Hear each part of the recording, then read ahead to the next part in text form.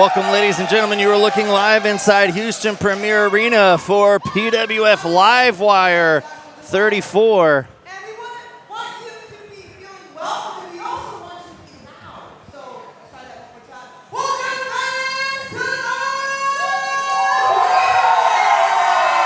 time. We are kicking things off, ladies and gentlemen. You see our ring announcer for tonight, Valerie, here because our usual ring announcer, Haley Danielle, is in competition here tonight, but she will have that match with Isaac Morales later on tonight.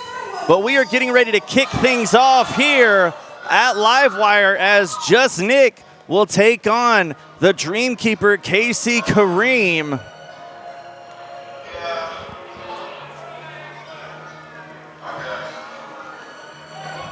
Last month at Livewire, we saw Just Vibin defend their PWF Tag Team Championships, and after that matchup, assaulted by the Dream Team. Dream Team taking matters into their own hands, and tonight they both get one-on-one competition with Just Vibin. Starting us off right now, it's the Dreamkeeper, KC KREME.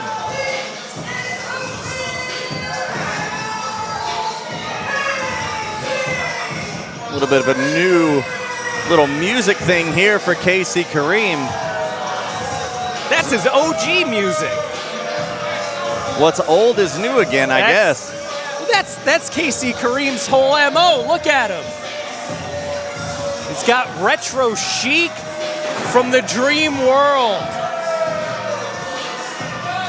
KC KREME, Danny King, the Dream Team, looking to make an impact here at PWF. Going straight to the top.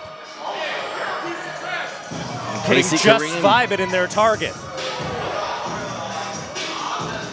Well, Dan, you have to believe that if the Dream Team were able to secure 2 victories in singles competition here against the PWF Tag Team Champions, that they would be awarded a future championship match down the line.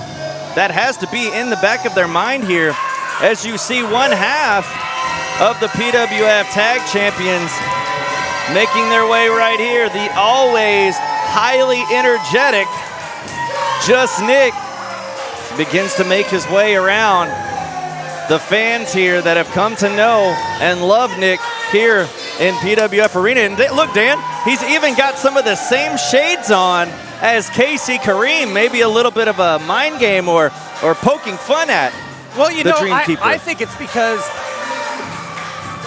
Jus Nic doesn't have any fashion sense. Look, he's mixing. Doesn't have any fashion sense. Look at the shirt. He's mixing patterns.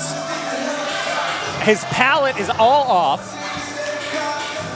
Those glasses, as awesome as they are and as reminiscent as they are of KC KREME, knows how to make an outfit. Jus Nic is just throwing crap together and see what sticks, much like Just Vibin. Well, Just Vibin, I mean, if you want to say just sticks, I mean, Just Vibin, the PWF Tag Team Champions, they're all a bit a real tag team as the Dream Team. He's trying to steal your look, KC. That's KC KREME right here in front of our commentary table. You're going to break him? Saying break he's him in half? Break Jus Nic. He's already calling for the Boot of Doom. That Boot of Doom, a brutal move in the arsenal of KC KREME. Look at this. Look at this. Jus Nic getting referee Sherry in on the fun here at Livewire, kicking things off. Maniac got fired. Sherry should be fired too. Playing favorites already.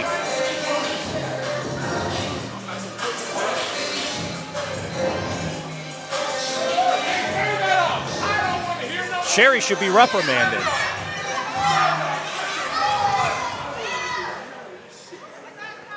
I would say Jus Nic paid Sherry off, but I know Nick doesn't have any money. You see KC KREME. He blows it all on boba tea. Thank you, KC. Well, he trusts Dan, ladies and gentlemen. He trusts Dan. I can't say the same, but KC does for sure. Giving him his fur jacket, and now for sure. Well, go ahead and put it on, Dan. Why don't you? This is a little off camera, ladies and gentlemen. Dan trying on the jacket of KC KREME, but there you see the championship gold. Very comfortable, but raised still up. Hot in Texas. It did look soft. Speaking of soft, Jus Nic taking that Hawaiian shirt off. unfashionable. What is this, 2008? Busy watching 2.5 Men reruns on TV Land. Oh my. Getting his fashion sense from that. As opposed to sticking with the times like KC KREME, the Dream Keeper, ready to put the boots to Jus Nic in our opening contest here at PWF Livewire. One half of Just Vibin' going up against one half of the Dream Team. Sherry letting Nick do whatever he wants, wear whatever he wants. Well, all right, I'll do this.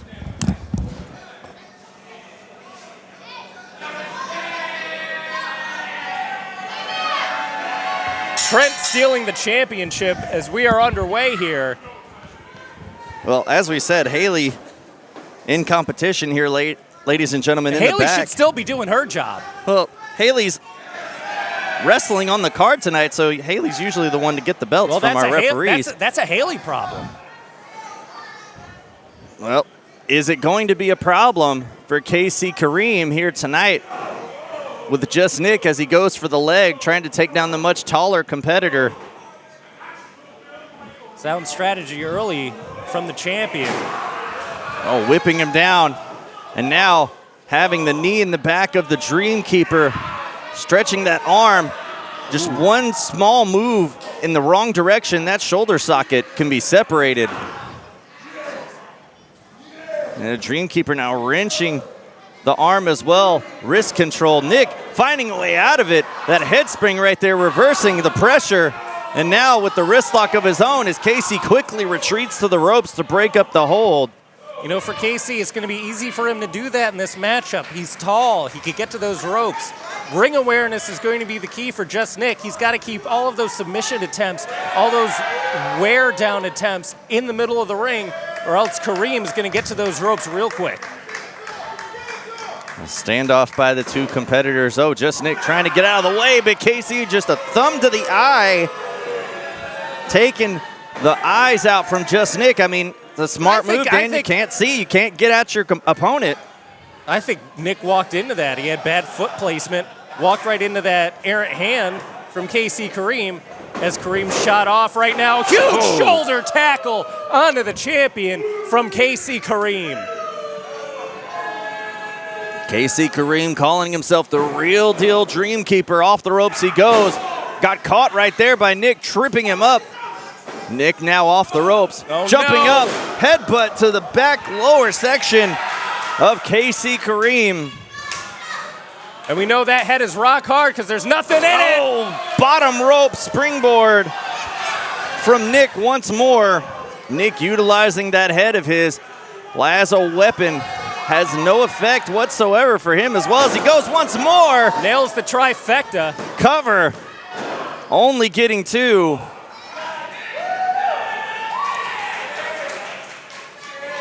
And now Sherry checking in on the Dream Keeper as the Dream Keeper calling her over. Maybe he's hurt. Is saying his eyes. You can see showing the official that he can't see. Shoving her out of the way and pulling Nick into the middle rope. Momentary getting momentum and now dropping him up and dropping him down, I should say, across his knee to the gut. Taking the wind right out of Nick. Oh my goodness, and a big clubbing chop to the chest from the Dream Keeper. As KC KREME using his size and agility, I was going to say, and Nick taking the momentum back with a couple of chops across the chest. Reversal by Kareem.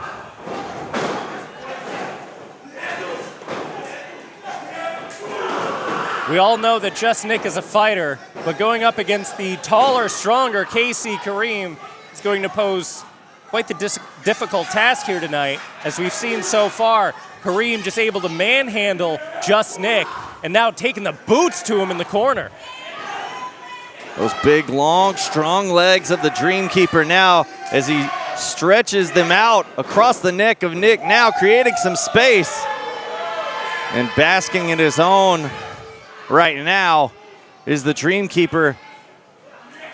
Nick shoving Kareem off. Coming around, was looking for a discus lariat, but got caught with a side kick by the Dreamkeeper. Almost a 3 count there. As KC KREME just goes right back to work on Nick. My, Dan, what a big kick from the Dreamkeeper. Well, we've seen KC KREME put those boots to good use. And with that huge spinning heel kick, getting Jus Nic down exactly where KC KREME wants him. KC doesn't want this match to go fast. He doesn't want high octane. He wants to wear down the champion, get him in position, give him that boot of doom, and finish him off with a gulag bomb. And Nick trying to create some space there, but got caught. And a big fall-away slam, my goodness, sends Nick all the way to the corner. KC shot Jus Nic with that SOS slam all the way across the ring. We're seeing again that power on display from the big man. Oh, no one home on that splash for the Dreamkeeper. And now Jus Nic, open palm strike to the midsection. KC just shoving him off. Discus forearm connecting from Nick. Broken up. Oh, using that head once more. That stuns Kareem. Kareem looking for a shot there, missed. Off the ropes goes Nick with a spinning kick. Sends both competitors down. As you can hear the appreciation of the effort from Jus Nic by this audience here in Premier Arena. You know, they got to x-ray that head of Jus Nic's. I think it's filled with a pile of rocks, which gives him such an advantage on that. Oh, God! Oh, Sugar Honey Iced Tea connects. Only a 2 count. Jus Nic narrowly getting the victory here at Livewire. And once again, ladies and gentlemen, we thank you for joining us on IWTV here tonight for PWF Livewire 34. A great show we have in store for you tonight. Lots of hard-hitting action. You're seeing some of the best right here in our opening contest as Jus Nic connects on that super kick, stunning the Dreamkeeper. Now off the ropes, looking for the Boba shot lariat. Oh, Kareem on the offensive, cuts him off with a big lariat. 2, only 2. This match would have been over had Jus Nic been able to catch that lariat on Kareem. And now Kareem calling for the gulag bomb. Here we go. This match could be over if he hits it. Up goes Nick. Nick trying to fight off. Has him up. Oh, Nick. Head scissor takeover, reverses it. A great counter by Nick. Oh, basement shotgun drop kick sends Kareem into the corner. A kip up by Nick, and Nick is fired up right now here in Premier Arena. Nick coming in hot, up and over by Kareem. Kareem swing and misses for that shot, but Nick does not miss with the kick to the back of the head. And now Nick lines him up with a Boba shot. No, he got caught once more. Kareem with a backslide. Cover. Could it be over? And he got him. Kareem with a backslide.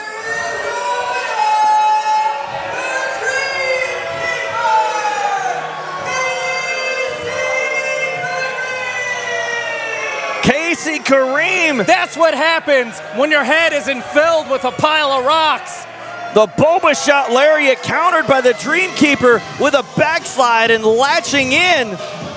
Putting Nick's shoulders down for a count of 3 gets the victory here tonight. And now KC KREME with a 3 count victory over 1/2 of the PWF Tag Team Champions. And to all the naysayers at home saying Danny King was going to come and interrupt this matchup, you were wrong. KC KREME did it all by himself, and he did it with a wrestling move. A great counter by 1/2 of the Dream Team. Well, 1/2 of the equation is done for the Dream Team if they want to be the next guys in line for those PWF Tag Team Championships. We'll have to see later on tonight. But right now, ladies and gentlemen, we have a hot lucha action coming your way in the form of the PWF Premier Lucha Championship as the champion Lowrider defends against the debuting AERO Crab here tonight.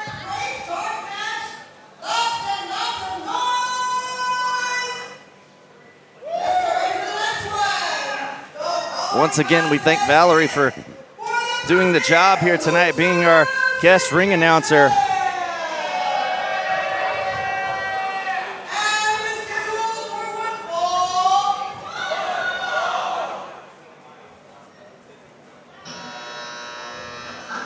Lucha Championship action right now here at PWF Livewire. Man, I can't wait for this. We're going to see some high flying. We're going to see some mind-bending lucha action as AERO Crab looks to take that championship away from Lowrider.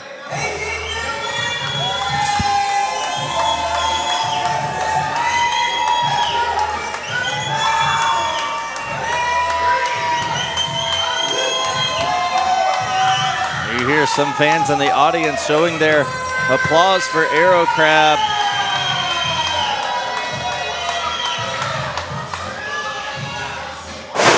Look at that. There's some aerial skills of AERO Crab. AERO Crab, by no stretch of the imagination, Dan, is a small individual. Quite a large competitor to be able to do a backflip moonsault off the top rope and land on his feet. You gotta wonder if that's something Lowrider is prepared for. Well, as we've mentioned before, Lowrider may be prepared or not, has been able to take on any and all comers for this championship, no matter what size they are. We've seen him go up against the likes of Dmitry Alexandrov, Chris Carter, and even Brick Savage at one point. Well, one of those three guys could do a backflip.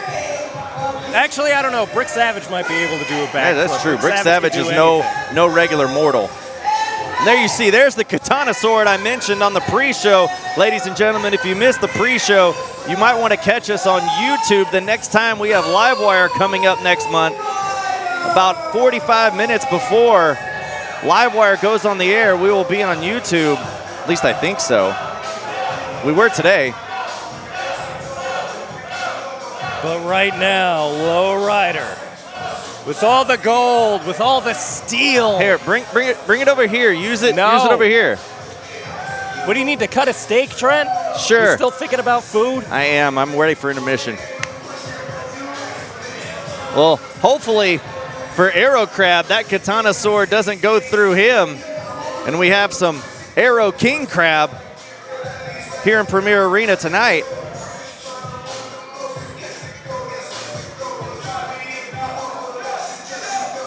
This crowd is ready for some hot lucha action tonight. Fans here in Premier Arena know Lowrider very well. A very much frequent inhabitor inside these ropes here in Premier Arena. As I mentioned before, that PWF Lucha Championship can be defended for any promotion that takes place here in Premier Arena, and Lowrider has been putting in the work, ladies and gentlemen. Nearly every weekend there is a show here in Premier Arena. Lowrider is defending that championship, and I can't even tell you how many title defenses thus far that man has had with that very championship. Could tonight be the night that we crown a new PWF Premier Lucha champion, as you see that championship being held up by our official right there.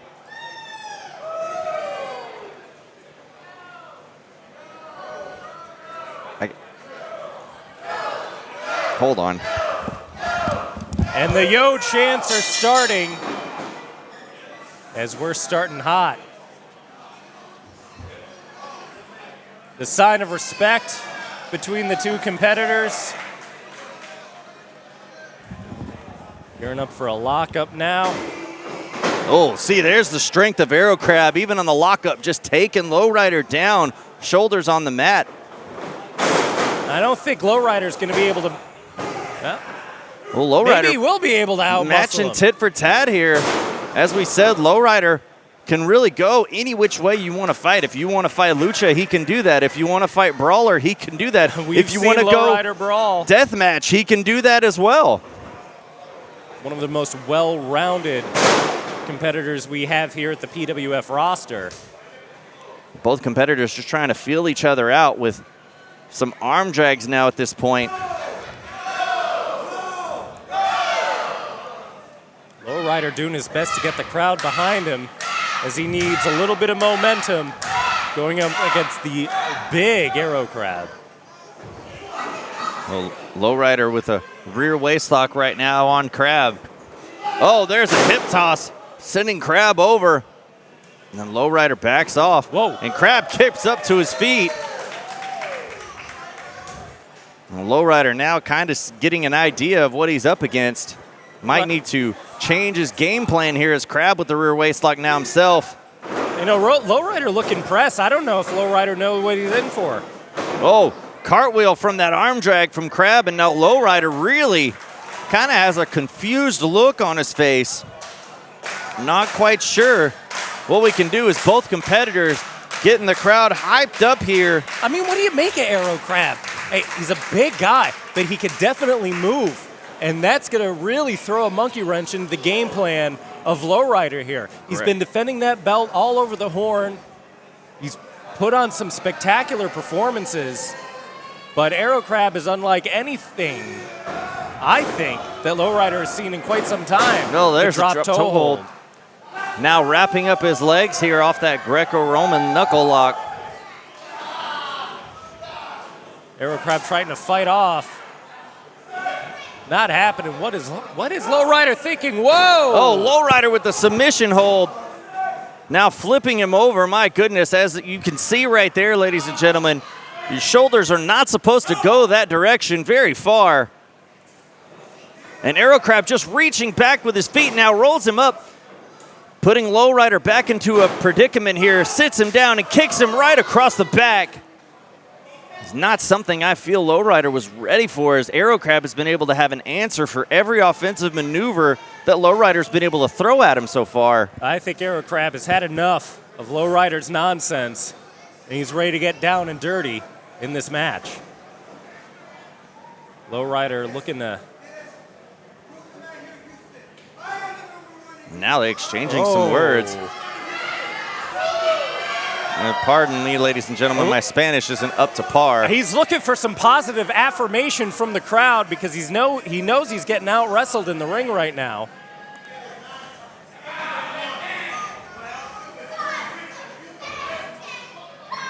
Whoa! Oh. We could be seeing the ascension of AERO Crab right now, not taking any lip from Lowrider. Not at all, as you could see right there. I mean, even just with the expressions there. Whoa! Oh, AERO Crab ready to take any fight as he takes the straps down. And you know what that means, ladies and gentlemen. When the straps come down, the fight is really on.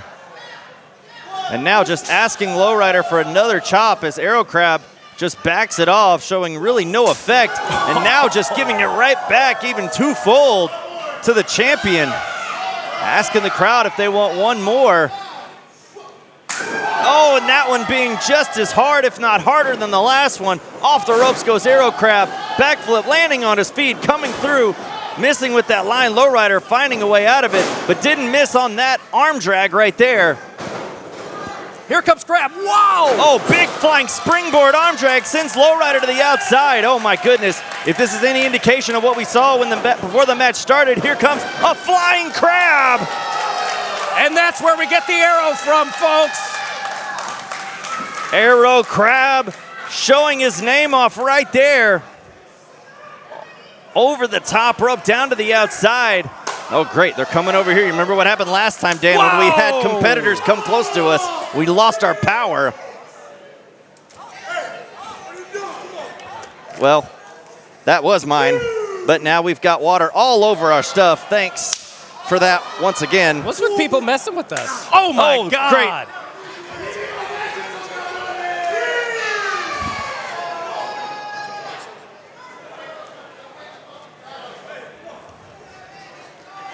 And we as we try to get some order here, at least at our table. Semblance of order. Some of our equipment wet at the expense of AERO Crab. Now they cleared out that section of Premier Arena as the action spilled out into the front row. And thankfully for all of us, the action now appeared for at the moment to be back into the ring. As long as it's away from this commentary desk, I don't care where the action is. I guess I'm going to have to hide my water next time.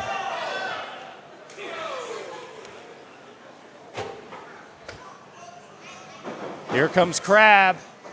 Off the ropes goes Crab. Big drop kick across the top of the back of the champion. Only a 1 count, though, as quickly Lowrider kicking out.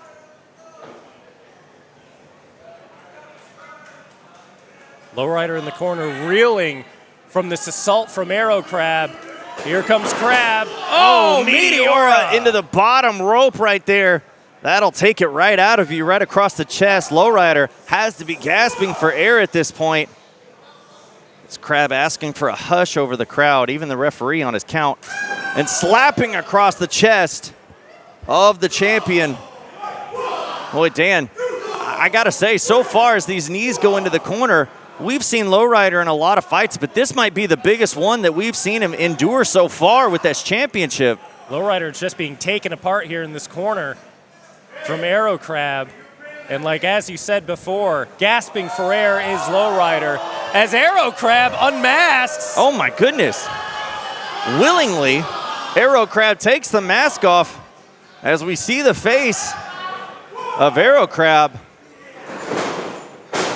AERO Crab, I guess, wants the champion to see the face of the man who's going to defeat him. As Lowrider, though, got the feet up on that head of steam. Off the ropes goes Lowrider, sending Crab with the arm drag of his own. Once more. Big high drop kick, fast pace offense from the champion. And now Crab goes to the outside. Just don't come over here again. Whoa! Off the middle ropes, right through into the front row. As Lowrider has the momentum right now. Is he giving the belt to that kid? Well, Lowrider showing some love to the fans that were right there, really close up to the action.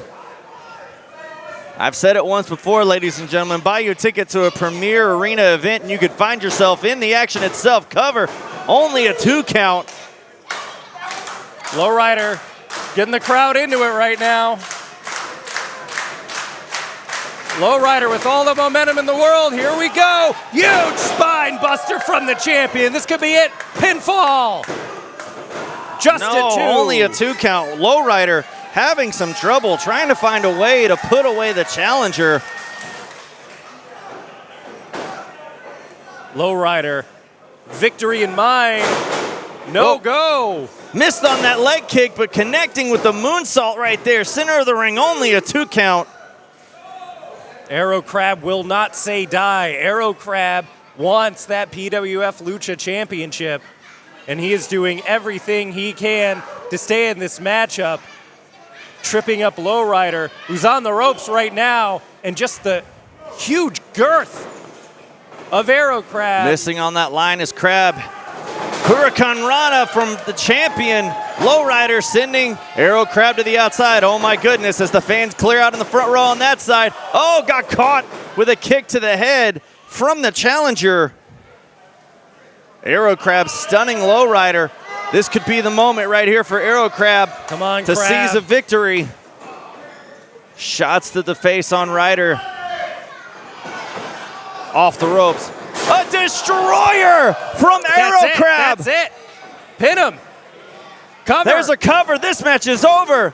Only a 2 count. How did Lowrider kick out of a destroyer? Crab not hooking the leg, not making sure that that outside shoulder was pinned fully again. And in disbelief goes right back for the cover again, and now upset at the official that it was only a 2 count.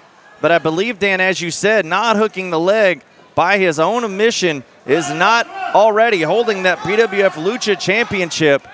And now the challenger climbing up to the top rope here. Maybe this time can put away Lowrider. Oh, missing on a swanton, no one home.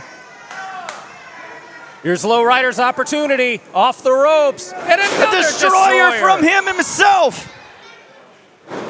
And now a cover, hooking the leg, and that's it.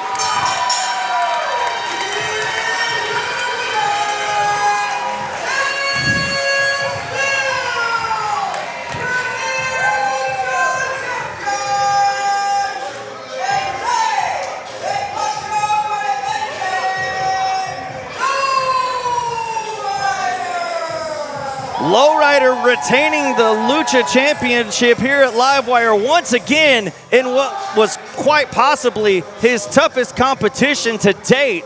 What a showing by the challenger AERO Crab. who literally took everything he had to the champion, and the champion can see that and recognizes it as you see the show of respect by the two competitors here in what was a fantastic lucha matchup. Darrow Crab giving Lowrider everything he had. Wasn't quite enough tonight to get that Lucha Championship. Makes you wonder who is going to be the one to dethrone Lowrider. Lowrider celebrating with the fans here at the Houston Premier Arena. Some fans in the audience even showing some appreciation for the challenger as Lowrider makes his way to show his appreciation for everybody here in Premier Arena as well, even making his way to us. Like to have some recognition every now and again. That's not recognition, that's apology for getting water all over our stuff. I'll take it either way.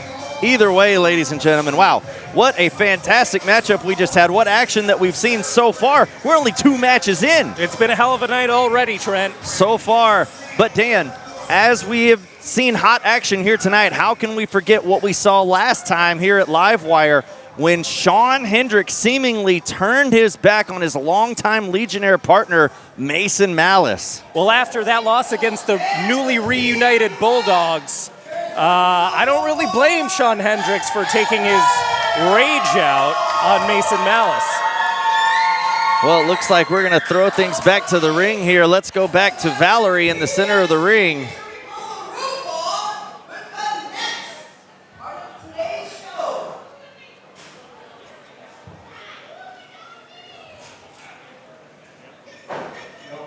Oh, well, there we go.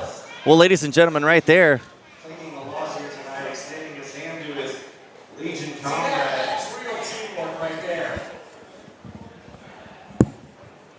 I just know the championship goal is in the future. Tough look on Mason here. We've seen Mason lose in the past, but there's a little bit of a different time. He makes his way out. Oh my goodness! There's a red mist from Shawn Hendricks. What is he doing? Shawn is attacking Mason after a red miss. Shawn went to the back. Mason was following in tow. And right before he got to the curtain, Shawn Hendricks hit him with a red miss. And Mason is blinded now. Surely there's a lot of pent-up frustration in the mind of Shawn Hendricks. Oh, here we go. Sister Abigail from Shawn Hendricks.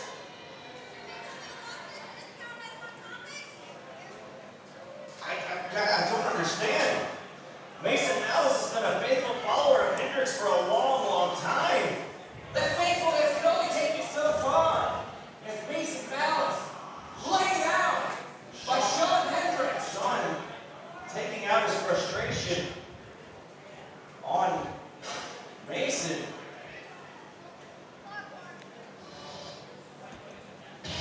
Well, that was what we saw at Livewire 33. The actions of Shawn Hendricks on Mason Malice.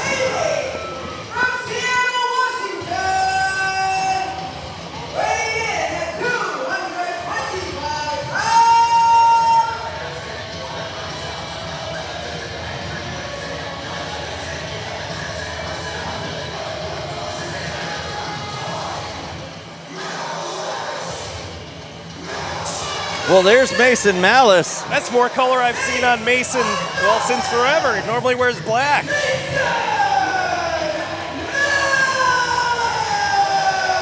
Well, Mason Malice making his way out here. We're seemingly going to hear Mason's thoughts on the actions and the brutality he endured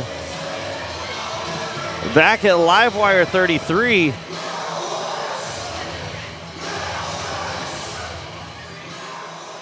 This is going to be interesting, Dan.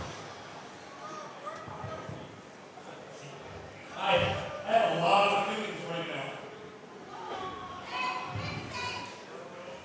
now. I'm pissed off.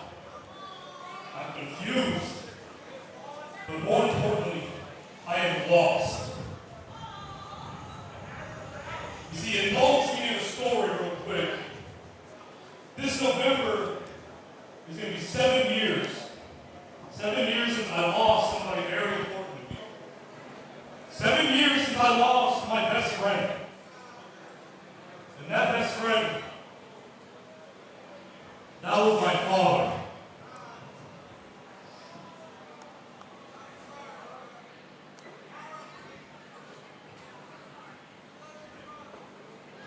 And see, I made him a promise. Before I started my wrestling journey, I made him a promise that I was going to be the best to ever do it in the middle of this ring. And I know I've done a lot of bad things lately. A lot. But I want to look at every single one of you, and I want to tell you that I am sorry. I'm sorry for just being a jackass.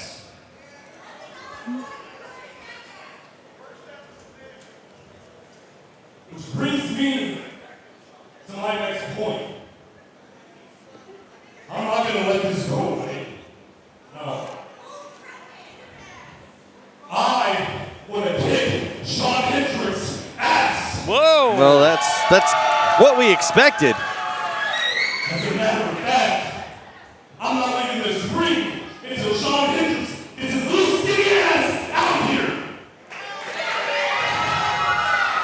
Not only am I going to kick his ass for myself, I'm going to kick his ass for all of you. What did Shawn Hendricks do to any of these people? For my father.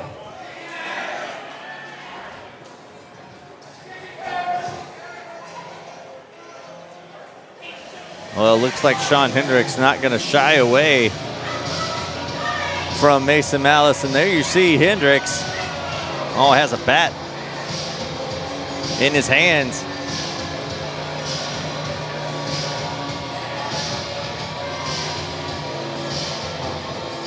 Well, Shawn Hendricks and Mason Malice have been partners within Legion for a long time. They've known each other even longer. Mason... Hendricks with a little smirk on his face. I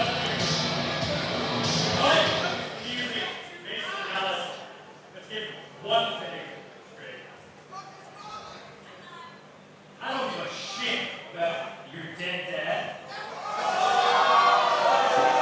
My. I don't give a shit that he was never able to watch you wrestle. And that's what we've been called. You should thank your lucky star when I ever came into your life. What kind of mindless idiot gets brainwashed by slack-jawed Chris Carter and follows him around? I came around. You are now a two-time tag team champion, longest reigning tag team champion. You know, I have something for you. Hendricks reaching in his back pocket. Ladies and gentlemen, boys and girls, this is a picture of young Mason. Oh, my. Pretty cute. I don't know what happened. That's nice. Well, I'm sorry to say, Mason, that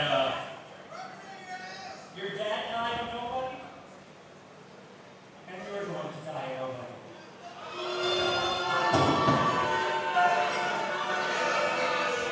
Well, Shawn Hendricks with strong words towards Mason Malice, and now going right at it, and Mason now taking the offense, going right at it. Here we see a fight within Legion, and Mason Malice, my goodness, body slamming Shawn now, and now taking the picture out of the back pocket, and there, Mason taking a look into his past of what he called his best friend, and right there, Hendricks taking advantage. Never turn your back on Shawn Hendricks. Oh my God! That wooden baseball bat to the back and the midsection once more. Oh, Shawn Assaulting Mason Malice. taking it right to Mason. And now off the apron, across the back once more with the baseball bat. You hear that thud? Oh, right Oh, no! steps. Shoulder first into the steel ring steps right here in front of us. And this is an assault from Shawn Hendricks. As Mason Malice's head is down on those ring steps. Shawn Hendricks from the ring skirt. Oh, my God! Stomping on the head of Shawn Hendricks, my goodness. Huge stomp from the apron onto Mason Malice, whose head was placed. And now Shawn going back into the ring. Shawn went back in the ring and got the picture and now ripped it in half. My God. How heartless for Shawn Hendricks. Now shoving the picture right in the face of a broken, beaten down Mason after being completely assaulted by the steel ring steps. This is what happens when you fail Legion, when you fail Shawn Hendricks. Whoa. Well, Mason has no alliances here in PWF, no friends, which he made mention of earlier as he's getting help to the back. No friends, obviously. No one came out to help Mason Malice after that assault from Shawn Hendricks. All right, gosh. Well, ladies and gentlemen, after that, we're going to try and get back on track here, as now the PWF Women's Championship will be on the line as Shay Carmichael, the champion, will be defending that against TOOTIE LYNN. TOOTIE LYNN, a very formidable challenger, Dan, that we mentioned back on our pre-show, someone who has performed and wrestled in AEW, NWA, and Ring of Honor. I mean, this could be the toughest challenger up to date for Shay Carmichael. Shay Carmichael has been doing a heck of a job, has been on a heck of a roll, has really come into herself here at PWF. But tonight, TOOTIE could be walking out with the gold. Well, let's get back to the ring for this PWF Women's Championship match.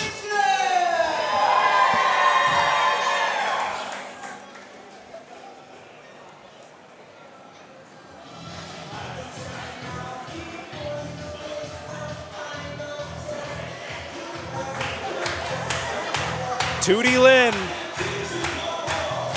looking to go back to St. Louis with PWF gold. Made quite an impression on everybody here before the show started. Got to talking a little bit with TOOTIE LYNN before the show. First degree black belt in karate.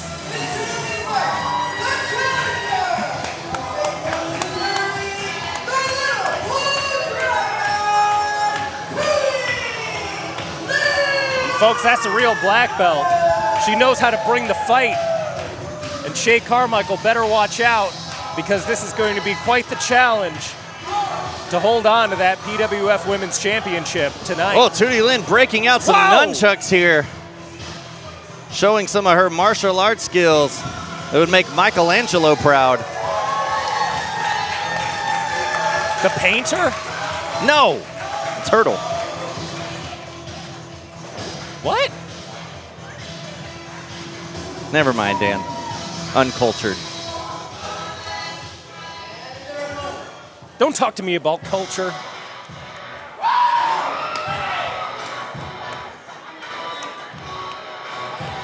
Well, maybe we can talk about the American woman, the PWF Women's Champion, Shay Carmichael.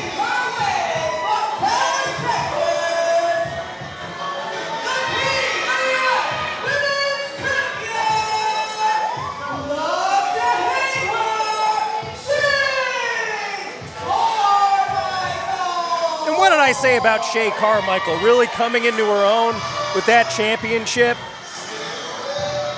really gives someone the ego boost that they need. You think Shay Carmichael needed an ego boost, Trent?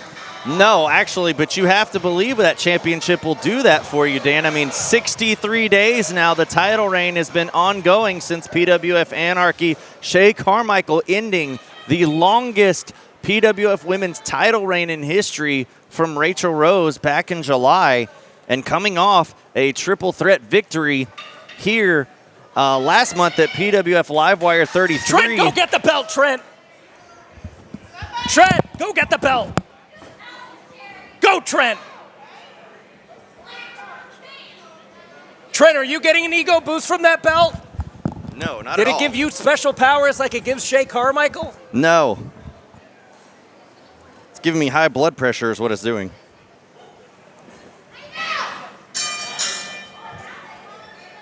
And we are underway.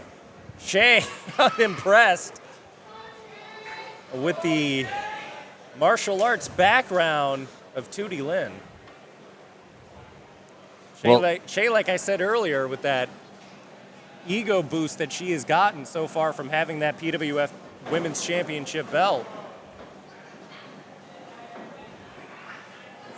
As TOOTIE trying to take the champion down, rolling through is Carmichael. Now trying to get back leverage on the arm as TOOTIE trying to find a way to her ropes, not allowing her is Carmichael.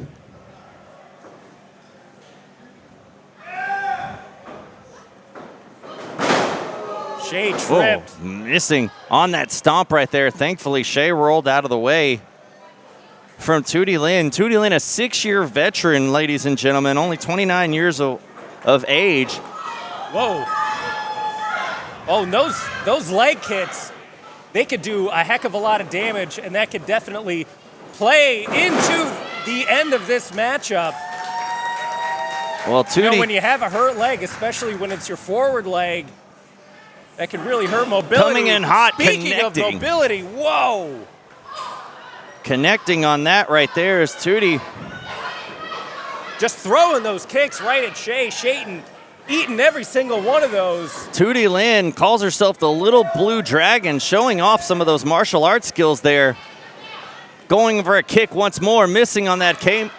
Carmichael catching it, draping it across, wrenching it across the middle rope. Referee checking on TOOTIE on the knee. TOOTIE obviously wanting to continue, wants that opportunity to become PWF Women's Champion. Sound strategy from Carmichael going after those legs. Those deadly legs that we've seen so far in this matchup. Likely to play a role in dismantling the challenger. As TOOTIE just eating those turnbuckles from Shay Carmichael. Oh, Carmichael. Going after the leg again. Oh, twisting that knee. That'll tear the meniscus right there. That inner ligament of the knee. Right in the steel ring. Oh, whoa. Drop kick right there to it as well. That won't do it any favors as well.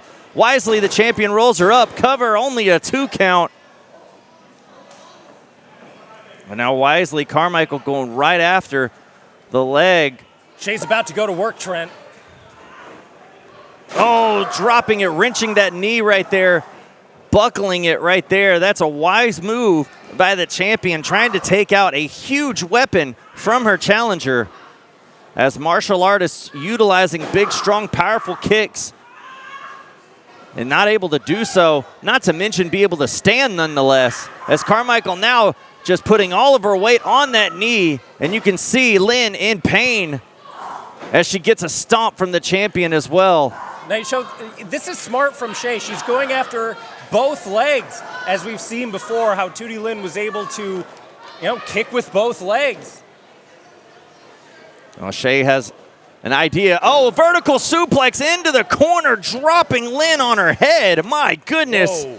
I'm not sure Lynn is how she's even awake at this point. Meteora into the corner. Followed up right now. Now pulling the challenger in cover. This has got to be it right here. No, it's only 2 for Lynn. After getting dropped on her head and a Meteora to boot. Still showing some fight as she even just throws a leg at the champion at that point.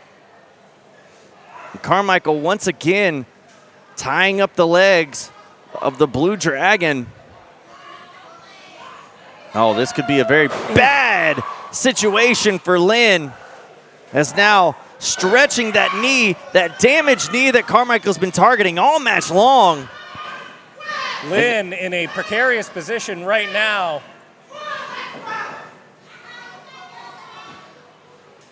Now Carmichael breaking up the count, but the damage has been done so far on the challenger. Oh, last-ditch effort, throwing a kick up and is able to connect on the champion as both competitors are down. It was great for Lynn to at least break up the momentum right now, but I don't know if she has much more left. A glimmer of hope for Lynn, but she has to get to a vertical base and start going to work on SHAY Carmichael before SHAY is able to get back into control as the crowd here at the Houston Premier Arena willing TOOTIE Lynn back up to her feet, but SHAY Carmichael making a run for the ropes now, pulling herself up. Both competitors are on their feet, Lynn. and here comes TOOTIE. Flying in the corner. Here we go. Oh, throwing a kick right there onto the champion. Lynn coming out of the corner with a bulldog. Followed up with a cover, hooking the leg. 2. Oh my, only a 2 count. That was very close. We were that close to having a new women's champion here. TOOTIE Lynn is going to have to do a lot more work on SHAY Carmichael to get that championship away from her. The tight grasp on that championship. TOOTIE lining up with that kick. Oh, missing. Carmichael had that scouted. Now, going for the neck breaker. That's the move that she used to win the championship cover. And this match is over. SHAY Carmichael.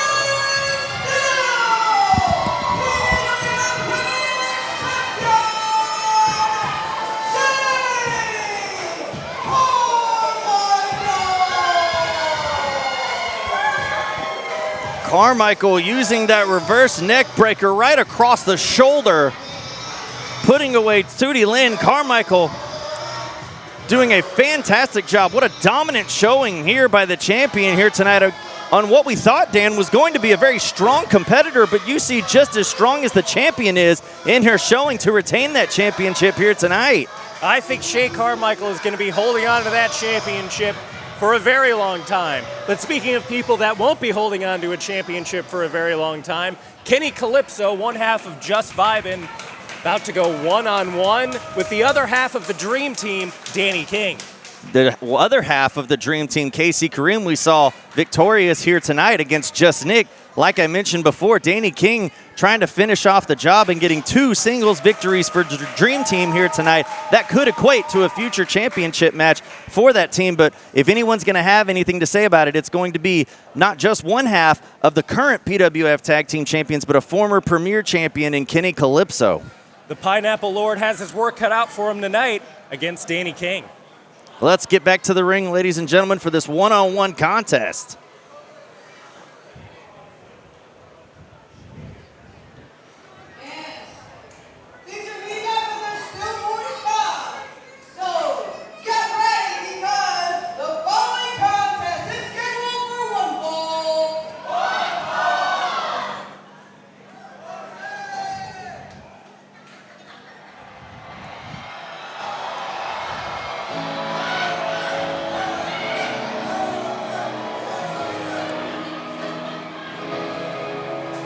We're going OG tonight with the Dream Team.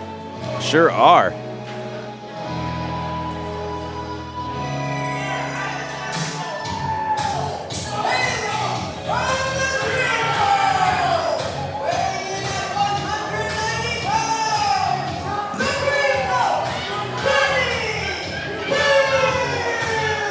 Dreamboat Danny King, we were talking about fashion earlier. What do you think about that jacket, Trent? Looks like he got it at a Goodwill. What? Trent!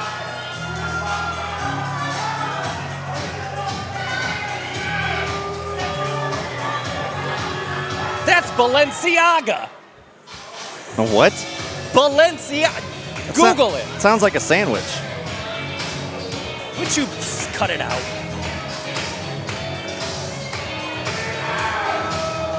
Well, Danny King, ladies and gentlemen, take nothing away from Danny King, a very formidable competitor. I mean, a great tag team wrestler, a great wrestler in his own right. Looking to obtain a singles victory here tonight against one of the very best PWF has ever had on its roster. The man from Planet Dread, as he continues the vibe here. I even see one of the cameramen getting into it here at PWF.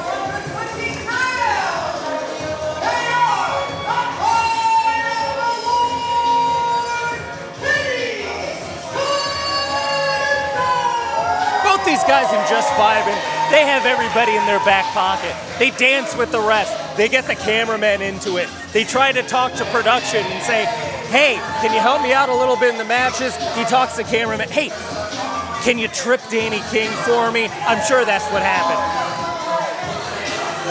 What say you, Trent? Are you in the back pocket of Just Vibin' 2?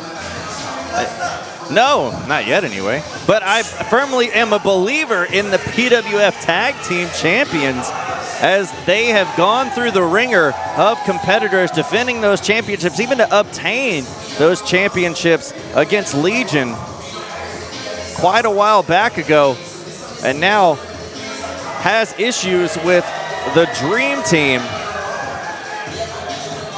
Thus, management making these separate one-on-one contests here tonight. And I'm predicting a clean sweep for the Dream Team,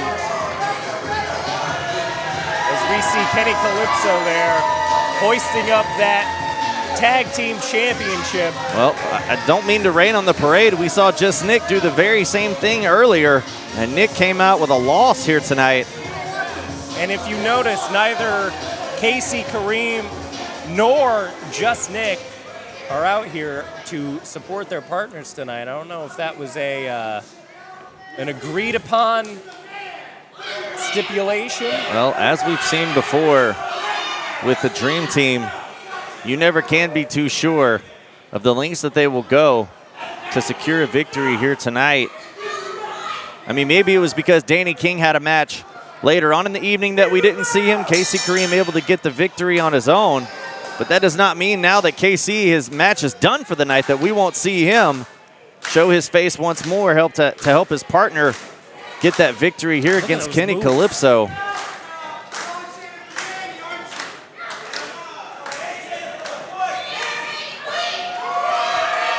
Danny King and Kenny Calypso exchanging some words here early on.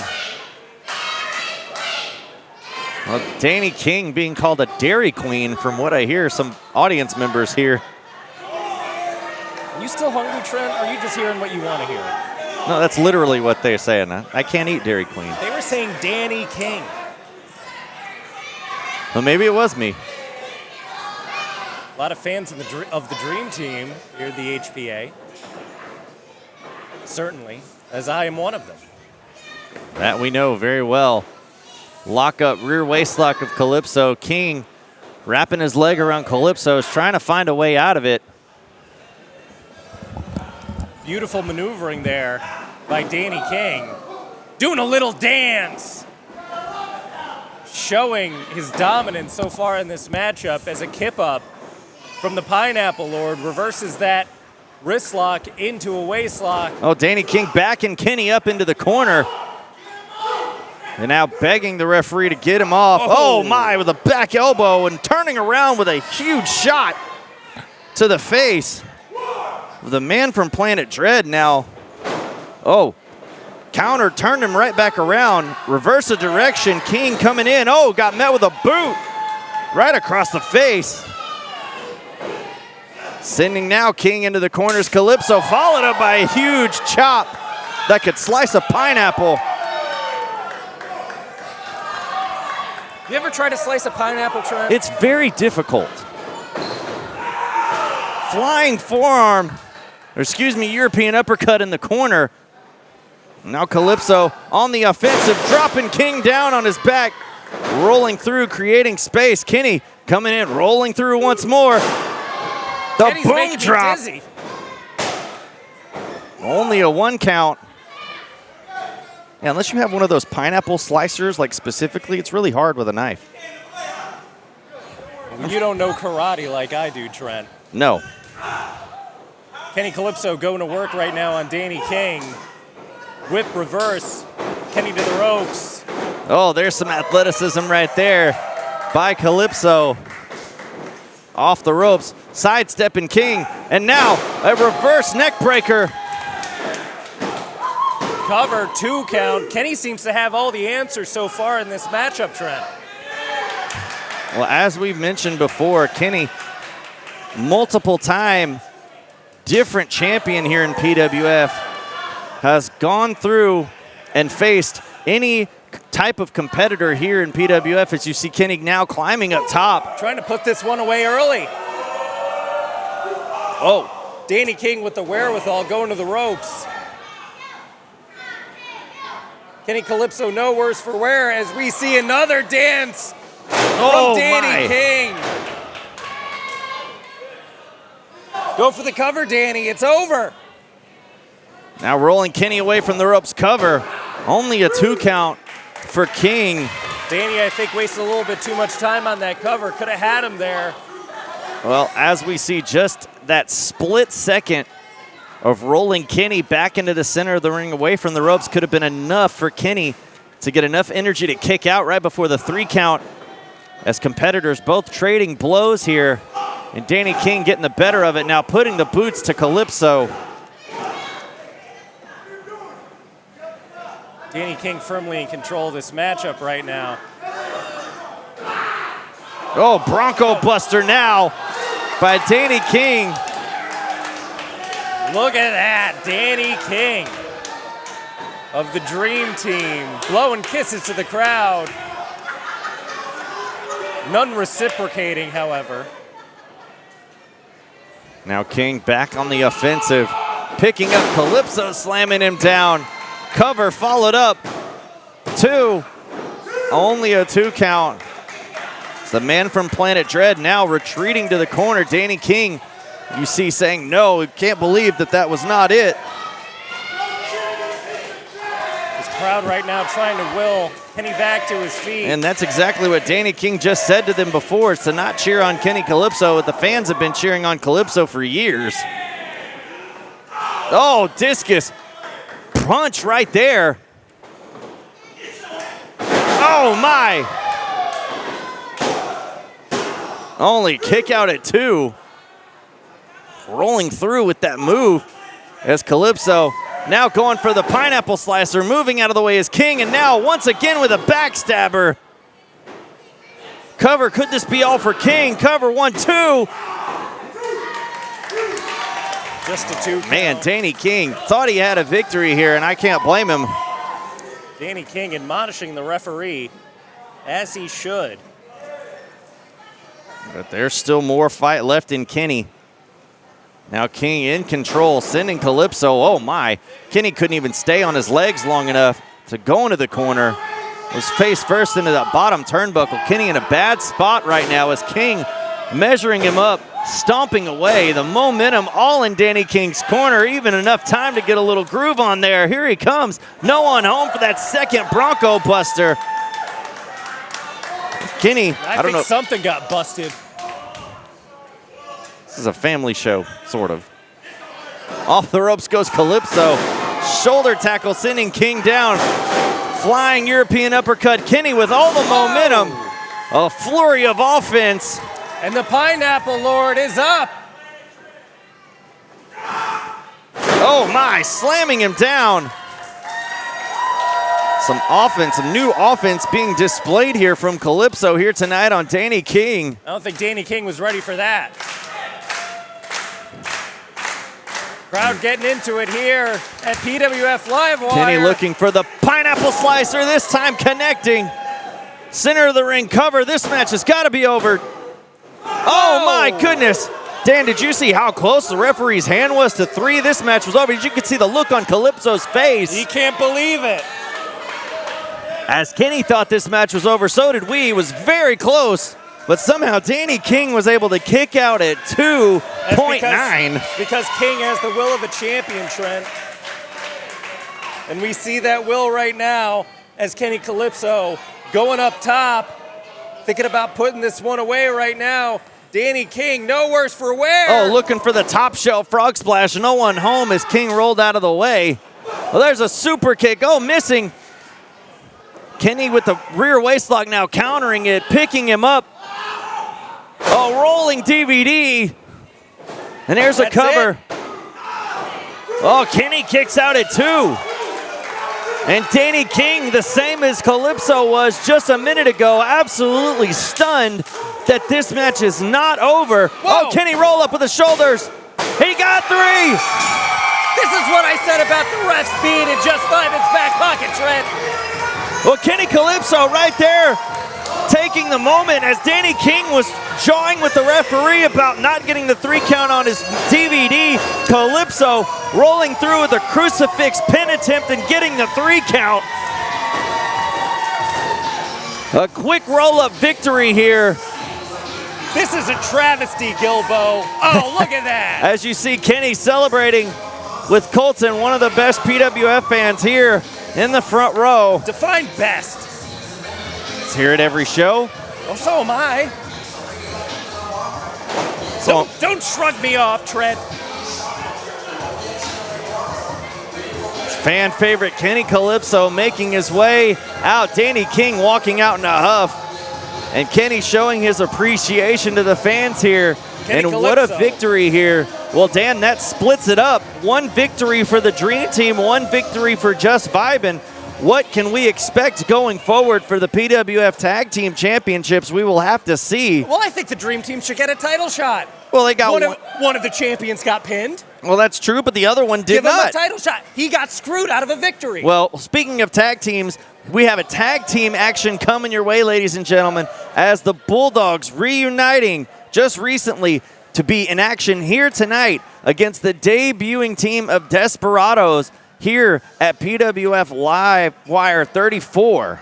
This dysfunctional family will not last long, trust me. We're going to send it back to Valerie in the center of the ring. Well, we're just continuing to electrify the arena, and it's going to keep that way. But you got to help us out because you got to keep getting louder. Let's hit some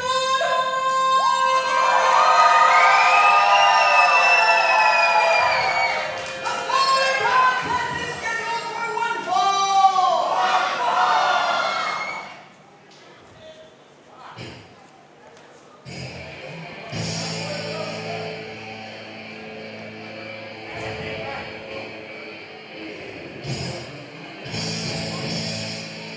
As we mentioned on the pre-show on YouTube, ladies and gentlemen, the team of Desperados making their debut here. Very formidable tag team making their way up and down the Gulf Coast, competing in Texas, Louisiana, Mississippi, Alabama, Florida, you name it. That is all the Gulf Coast states, by the way. And they have competed there. And Dan, you had a moment to speak to the Desperados before the show. Well, yeah, thanks for that geography lesson, Trent. But that right Welcome. there is a branding iron, and that right there is a bull rope. And 2 of those things, you see, that's awesome. I don't care where you're from. I don't care what states you compete in. When you're coming to the ring with a bull rope and a branding iron, that means you mean business. And I don't know what the Bulldogs have gotten themselves into tonight, but they better be scared. I mean, you make mention of the branding iron. Famous Texan just recently passed away not too long ago. If Terry Funk came to the ring with a branding iron, and we've seen what that man was capable of doing with the branding iron. Hopefully, maybe to not that extent here tonight, but who knows? Hopefully he will.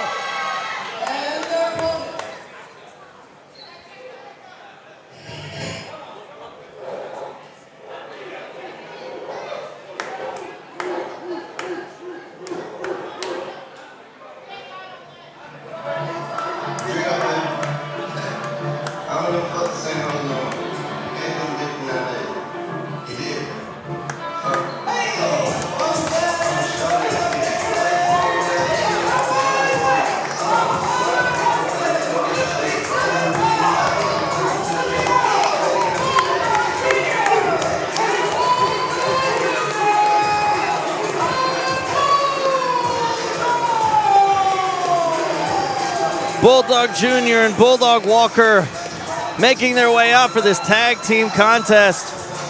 Dan Bulldog Walker out of action for almost a year and a half, requiring shoulder surgery after a torn rotator cuff. And then on top of it, after tearing his shoulder, nearly losing his son, as we saw Bulldog Jr. teaming with Legion and joining the side of Mason Malice that we saw earlier tonight, as we have the picture right here next to us, ladies and gentlemen, the torn picture of Sean Hendricks as a child with his father. You can only imagine. And their dog. Oh yeah, there is a dog. It's a beagle, by the way, if you were curious.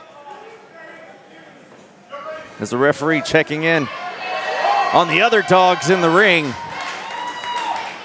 Senior and junior here. And Dan, I'll make mention, even though Bulldog Walker was out with injury, in his time off rehabbing, getting in the best shape of his career thus far.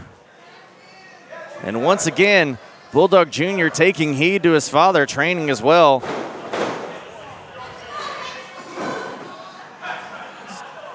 Cowboy Clifton Roberts locking up with Bulldog Jr.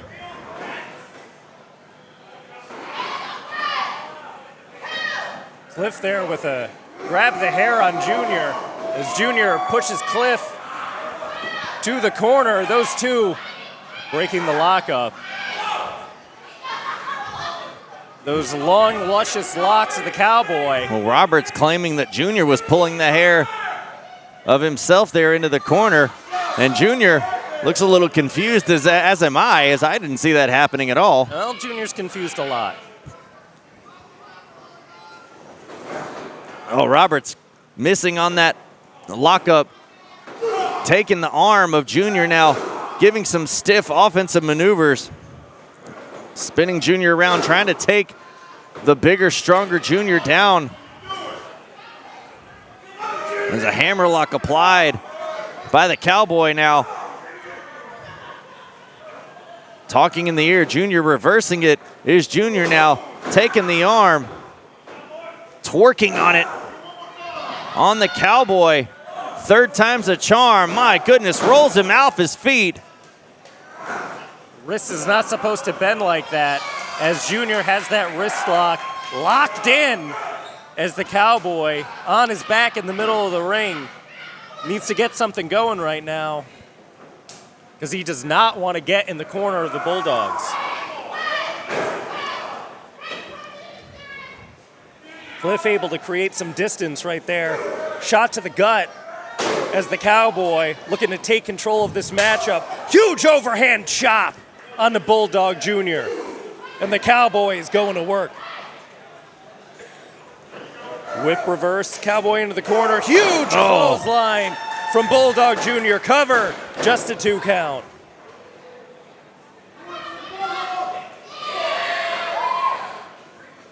Well, as I mentioned on our pre-show on YouTube,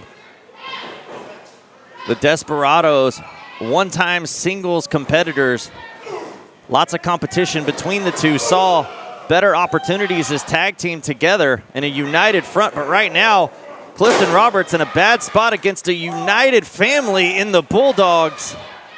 Off the ropes they go. Tandem offense, a double splash. That's a whole lot of dog falling on Roberts.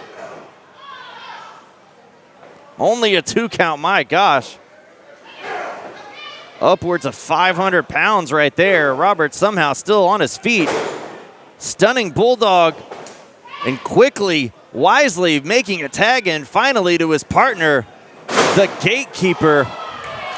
The Gatekeeper out of Kingsland, Texas. Gatekeeper eating some forearms from Bulldog, and another overhand chop right there, as that chest is presented for a chop from the dog. Well, Bulldog Walker, a 30-year veteran. Oh my goodness, going for a vertical suplex, dropped Gatekeeper on his head.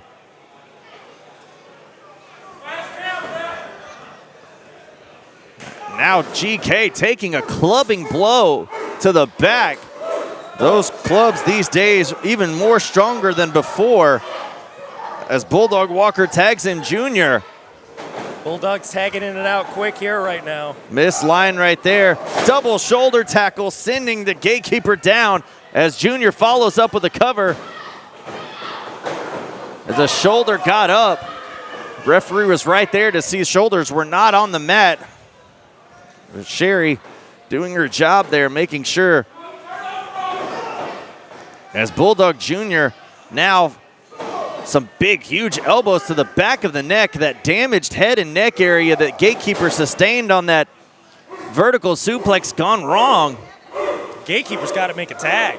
Gatekeeper in a bad spot, and Roberts right there kicking Junior in the back, but Junior turning around and giving him a shot, and the Gatekeeper connects. sending Junior down on the mat. Big opening for the Gatekeeper right now. Is that? And there's the tag I think to that Roberts. I think that clothesline may have done some damage to Gatekeeper. And now the Desperados taking the boots, no pun intended, but literally, to Bulldog Jr. Big drop of the elbow by Roberts. And now trying to drag Junior over to his corner, a smart move. A front face lock position, measuring him up with a big right hand. Kick to the midsection, that can't feel good with those cowboy boots on. Oh, a famouser connecting center of the ring. That's it. And Roberts has Junior down. Put the boots to him, Cowboy. Papa Bulldog trying to cheer on his son as Roberts telling Bulldog to keep his mouth shut in the corner. Now goes back to work on the competition. Well, if Bulldog's so upset about it, he should tag in. Junior's got to find a way to make it over there to his father as Roberts now a hay bale drop onto Junior. 2 count right now as Desperado back in control of this contest. And now a tag back into the Gatekeeper. Desperados out of the UWE promotion in Louisiana. Oh, big tandem move right there, connecting. Here's a cover, 2. Oh, shoulder got up as the Gatekeeper unable to keep Junior's shoulder down. Scraping that wrist tape against the eyes of Bulldog Jr.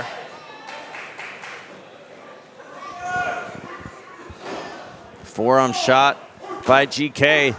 Great offensive tactics by GK. Quick tags in and out. Bulldog Jr. in no man's land over in the corner of the Desperados. No, not at all. Bad spot for Bulldog Jr. to be in as the Desperados making frequent tags in and out, trying to keep each other fresh as can be.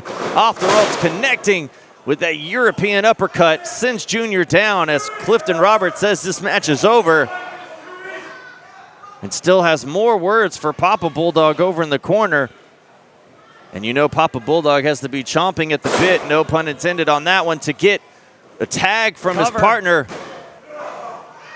No, I wonder what Junior's thinking right now. He's probably thinking, man, I could have stayed in Legion. Man, Legion could have been together, a real family. A real family. It's a real family. It's his father. I wouldn't be in this precarious situation right now. I wouldn't be going up against Desperado. I could have tag team gold around my waist right now. But no, I'm in the middle of the ring fighting for my life against these Cowboys. A jawbreaker by Junior, breaking up Roberts, and Bulldog Jr. able to make the tag to his father, and father is getting cut off by the official. Official never saw the tag, and the Desperados now working together as Bulldog Walker beside himself as Sherry did not see the tag being made.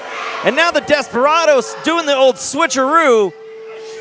And now the Gatekeeper coming in, dropping an elbow across the jaw of Bulldog Jr.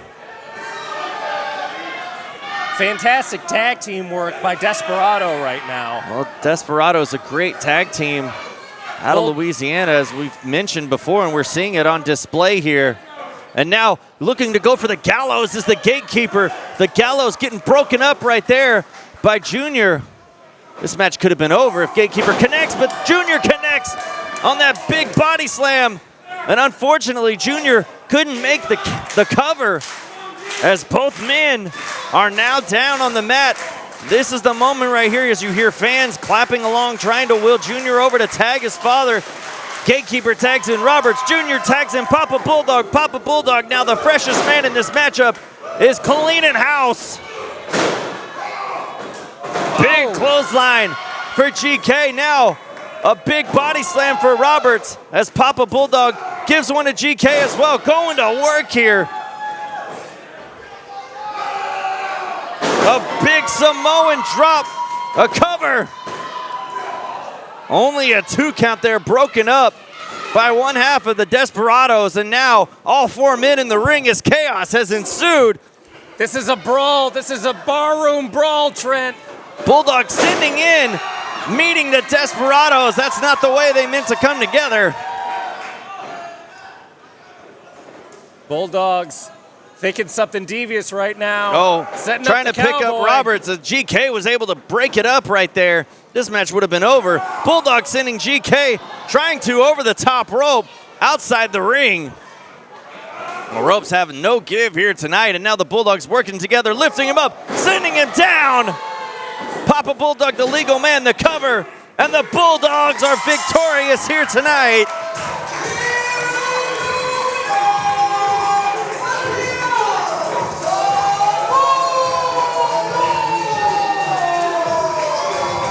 We'll mark it down.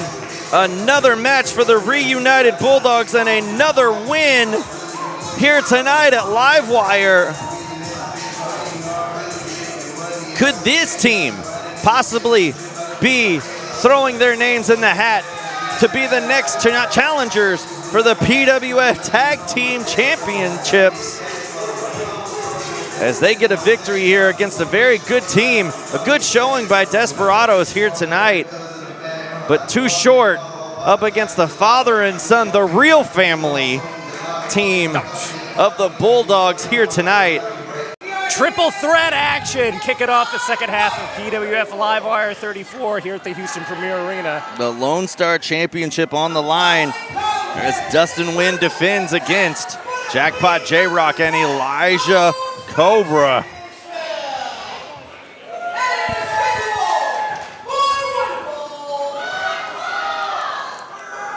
Tough challenge for the Wind Dragon tonight. Going up against two competitors. Two hungry young wrestlers looking to get their first taste of gold here at PWF.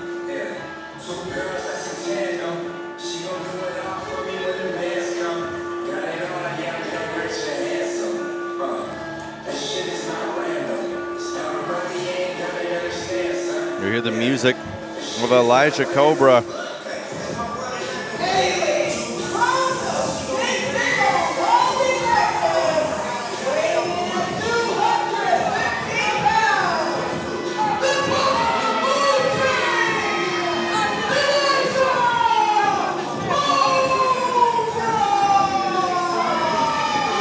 COBRA making a name for himself in this building. That's what I was going to say, Dan. Elijah COBRA, the current Loco Wrestling champion. Now that title reign up to 56 days.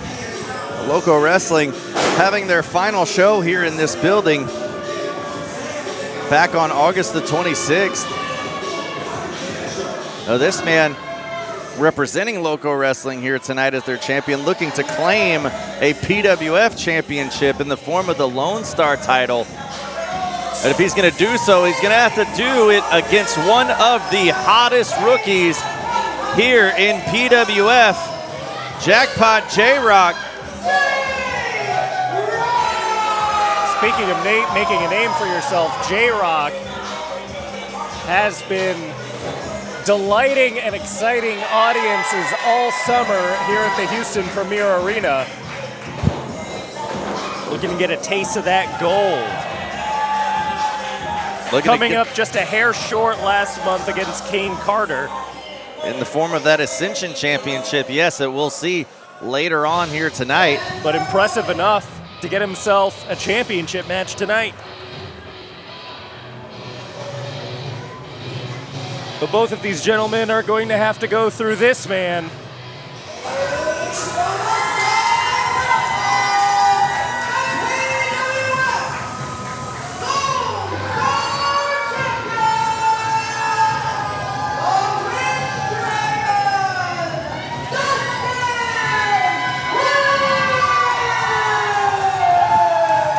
Wind Dragon Dustin NGUYEN out for his title defense here at Livewire 34.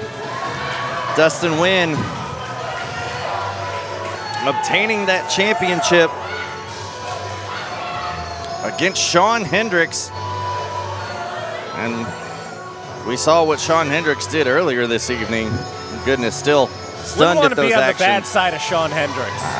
That's still something that I can't believe that we saw, the heinous actions of Shawn Hendricks.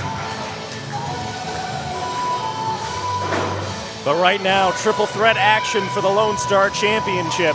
Dustin Nguyen putting that belt up for grabs against two other competitors, Jackpot J-Rock and Elijah Cobra, both hungry for PWF gold. Well, Dustin Nguyen, the PWF Lone Star champion, now at 63 days. No champion's advantage tonight for the Wind Dragon. Oh, Dustin does not have to be factored into the decision to lose that championship. Crowd telling Dustin to keep his clothes on. I don't blame him.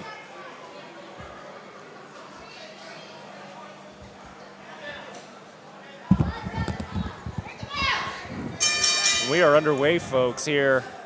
PWF Livewire, second half of the show. Triple threat action, Lone Star Championship. All three competitors eyeing each other up. Well, it looks like Jackpot and Dustin looking like they're measuring up the King Cobra first. I like this Cobra guy. He's got a good attitude, good build, super athletic. Definitely full of confidence within himself, mocking Dustin right there with the martial arts background. Oh, we've Dustin. seen this. Oh, catching that shot, and now stiff shots trading blow for blow as Jackpot and Dustin teeing off on the Cobra. Basement drop kick from Dustin. Here comes Jackpot. Knees to the chest. Dustin now coming in hot with a back elbow. Snapmare by Dustin. Oh, Jackpot connecting with a kick to the knee to the head. And now Dustin with a kick to the back. My goodness, the tandem tag team-like action. The fluidity from the Wind Dragon and Jackpot. These two obviously making an agreement before this matchup to get out the biggest threat, which is Elijah Cobra. Well, Jackpot extending his hand for a handshake, and Dustin ready for battle as he does so, kicking the hand away. Jackpot off the ropes. Over the top, my goodness. Oh, Cobra caught Dustin. Off the ropes goes Jackpot. Oh, head scissor takeover on Cobra. This triple threat action going fast and furious right now in the early goings. Huge drop kick from J-Rock. J-Rock trying to trade in that color tonight, the silver on his tights for some gold. As a monkey flip over to the King Cobra. I didn't know snakes could flip like that. Went flying across the ring. J-Rock's on fire right now. Handspring, here we go. Looking for the big gamble, got caught with a German suplex in midair by Elijah. Cover. Oh, Dustin right there saving his championship as Elijah Cobra almost acquired some more championship gold here at Livewire. Oh, right to the eyes from Cobra. Totally legal. No disqualifications in this matchup as triple threat rules are applied. As you mentioned, Dan, no champion's advantage, and Dustin definitely finds himself on the lower end of the spectrum here in this matchup early on. As now Cobra continues to work chops to the chest across the Wind Dragon. What happens when a Cobra and a Dragon get into a fight? I think we're seeing the outcome of that right now. Oh, Cobra looking for that one-inch punch that Bruce Lee made famous. And Dustin coming out of the corner nearly insulted. And you hear that the crowd is telling Elijah that he made a bad decision. And now Dustin standing tall, egging it on. Could be a mistake from Dustin here. But it was a mistake from Cobra. Whoa, Japanese arm drag. Wind Dragon gearing up right now into the corner. Flying uppercut into the corner. Dustin waving it off, changing his mind, and now going to work offensive punches in the corner. Now comes the snapmare. And a basement drop kick to Cobra from the Wind Dragon. Cover. Now Dustin momentarily right there taking his eye off the ball. Could have made the cover just a little bit quicker. Well, we know that Dustin likes to hot dog and grandstand. Now looking for that Snapdragon right there is Jackpot now with a rear waist lock. Back elbow to J-Rock as Dustin right now trying to fight off two competitors at the same time. Double drop kick. Sends both men down.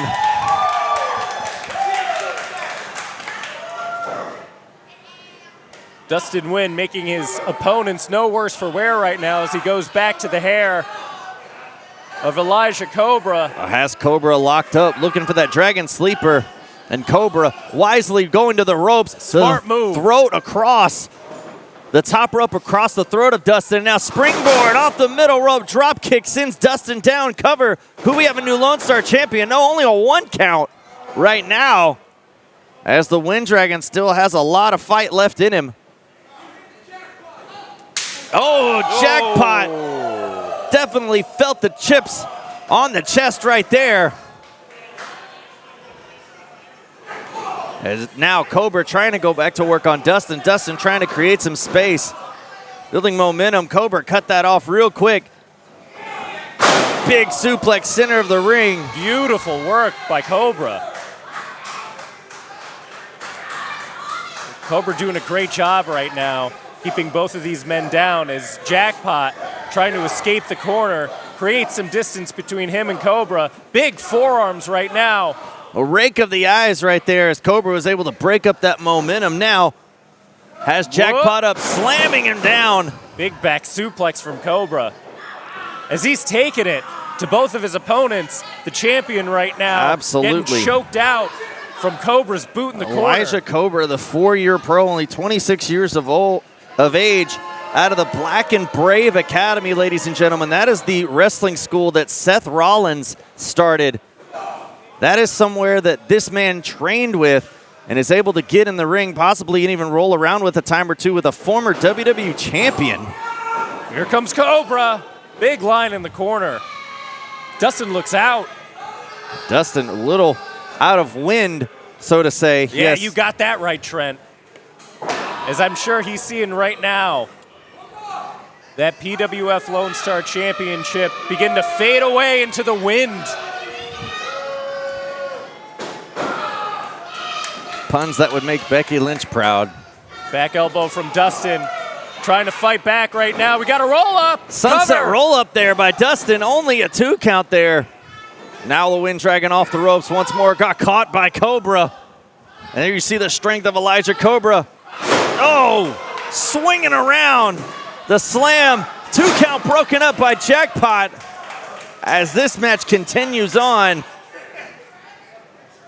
All three of these competitors still in this match, while all looking no worse for wear. As the crowd getting behind the Wind Dragon and J-Rock. J-Rock rolling over to Cobra. Bringing him back up to his feet. Cobra with a jawbreaker right there. Stuns Jackpot. Oh, vicious clothesline. Sending J-Rock down. And now King Cobra standing tall at the moment as both of his challengers and competitors are down. Draping J-Rock across the bottom rope. What could Elijah have in mind here? I love this, Trent. He's going to the outside. Just holding J-Rock across the bottom rope with a clubbing blow. And the crowd now getting to Elijah a little bit. Oh, Elijah coming in. Basement dropkick across the side of the head of Jackpot. Lovely drive-by by Cobra, who's really taking this match into his own hands. And look at the face of Cobra just stalking Dustin NGUYEN, coming around to the other side of the ring. The big right shot. And now has Dustin draped across the bottom rope, choking the Wind Dragon, using the bottom rope. As we said, no disqualifications in triple threat rules. As the Cobra taking his time. Has Dustin, the champion, right where he wants him. Here comes Cobra. Oh, no one home. Stomp. Dustin missing. Oh, sweeping the legs out of Elijah Cobra. Off the ropes comes Dustin. Baseball slide sends Cobra down onto the floor. Jackpot trying to come in as Dustin goes to the outside, and now Jackpot right there at the ring. Keep your eyes on Jackpot. Here he comes over the top. Body splash only on Dustin as Cobra was able to move out of the way and seek refuge back into the ring, and now Cobra with a backline. Great wherewithal from Cobra. Cobra has a front face lock applied on Jackpot. Cobra doing a good job of keeping Jackpot grounded, I was gonna say, but a stun gun right there from J-Rock, and now Elijah is in position, Dan. J-Rock up top, real quick. Here we go. Oh, going for Royal Flush, no one home. J-Rock landing on his feet. Dustin right there with a kick, and a kick to the head sends J-Rock down. That could have been curtains. We could have seen a new champion right there. And a Falcon Arrow from Elijah Cobra cover. Dustin right there with a kick to the back of the head, breaking up the pin, saving his championship for now, and Dustin has Elijah hooked with a Snapdragon. Oh no. Snapdragon suplex by the Wind Dragon. No. Now measuring up Elijah Cobra. Cobra, watch out. It could be time for Fatal Gale. Oh, super kick broken up by Elijah, breaking up the Fatal Gale. Oh, it got connected. The Fatal Gale connecting. Oh. Here's a cover. 2, 3.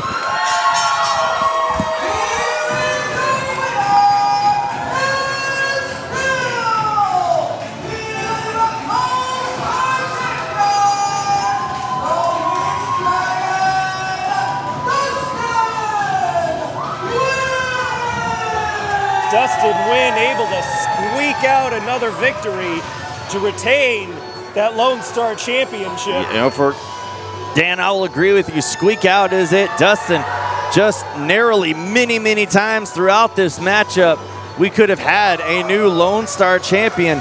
But Dustin seeking that moment, that small window of opportunity, and connecting with the Fatal Gale, as at the moment Elijah Cobra looked like to have this match secured, but just one brief glimpse of an eye. That was it, as Dustin connects with that double palm strike, that vicious palm strike he calls the Fatal Gale to the chest, securing a championship retention here tonight. And even Dustin telling you, Dan, that he's 2-0 in title defenses here at Livewire, but just keep it together, Dan, momentarily, because now what we have on tap, it's my main event. It's Isaac Morales versus Haley Danielle, the bombshell making her in-ring return here tonight at Livewire, all in the name of her boyfriend, Maniac, who we saw unceremoniously fired as he should have at Livewire 33. Now, if Haley can win the matchup here against Isaac here tonight, Maniac will be reinstated here and once again a part of the PWF roster. Well, but if Isaac wins, then Maniac will stay fired from PWF. I believe in Isaac. Do you believe in Isaac? Let's go to the ring. Give it up one more time for your Lone Star champion, Dustin Nguyen! Let's not. So would you say you believe in Morales?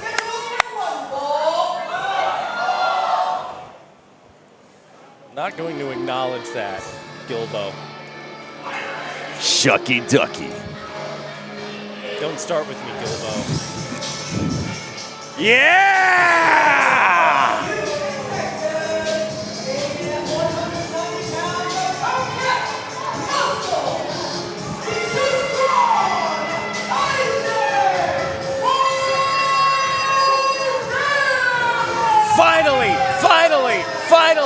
Finally, too strong. Isaac Morales is going to show everybody here at PWF just how strong he really is. Look at those muscles, packed with beef, tight, compressed muscle.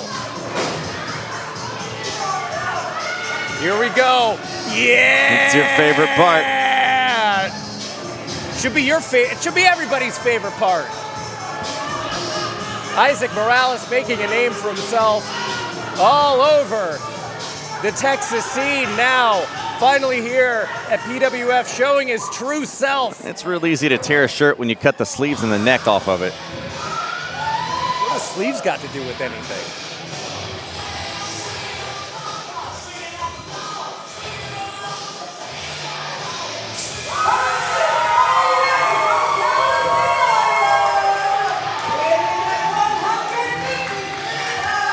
Well, there you see Haley sporting the shirt of the Maniac. Let's see, who's going to take Maniac's job? We already got Dr. the Wife taking Haley's job. Who's going to take Maniac's job?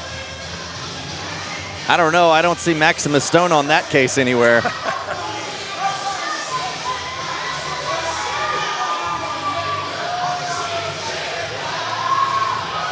Haley getting the crowd into it right now. Well, we haven't seen Haley. I think she likes the adulation more than she cares about getting her boyfriend's job back. Well, she's really soaking this in from the. Do you think Haley's selfish? Well, we have seen the side of the bombshell previously before, but it has been some time since we have seen Haley inside the ring. Look at all this attention these people are giving Haley right now.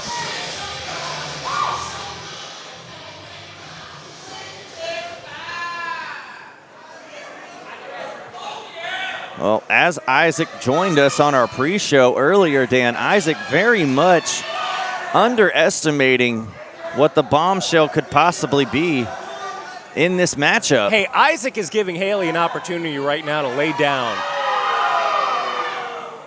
Isaac showing no regard for Haley. He's showing plenty of regard. What are you talking about? He's giving her an opportunity to get out of this match. Well, as the bell rings, it is official. We are underway. Haley going right after Isaac with a Luthes press, just hammering down. Going right after Isaac after the actions that led to the Maniac being fired. Referee not asking if Isaac was ready. Well, the chops right there to Too Strong is now Isaac turning the tables, going right after Haley, kicking it out of the way. Now Haley scaling the ropes, crossbody onto Isaac Morales. Here's a cover, come on. Only a 1 count. Come on. I'm definitely in the corner of the bombshell. My broadcast colleague. I thought you were an unbiased journalist, Gilbo. Sometimes. Crowd getting behind Danielle here. Whoa! Big splash since Too Strong down. Come on, Isaac. Seeing stars right now as the bombshell measuring him up, coming in hot, no one home. Oh, drop toe hold sends Haley face first into the middle turnbuckle pad. And now we get to see what Too Strong is made of. T-bone! Beautiful T-bone suplex from Too Strong. You love to see it. The beef drop. Isaac showing all the meat here tonight. Beef dropping, T-bone, suplexes. Those aren't just his moves, that's his diet. Nothing but meat for Too Strong. Huge chop to Haley Danielle. This is great. And as this One more for me, Isaac. This matchup goes on, Dan, I can't help but wonder where the Maniac is watching this match, what he's got to be feeling, screaming at his TV. Or cell phone. You get the IWTV app. The referee, Isaac, not admonishing the referee's count. Really close there. Risk being disqualified, and if he was disqualified, that would have been a reinstatement for Maniac. Hey, if anybody knows the rules, it's Isaac Morales. Well, Isaac now just wearing down Haley.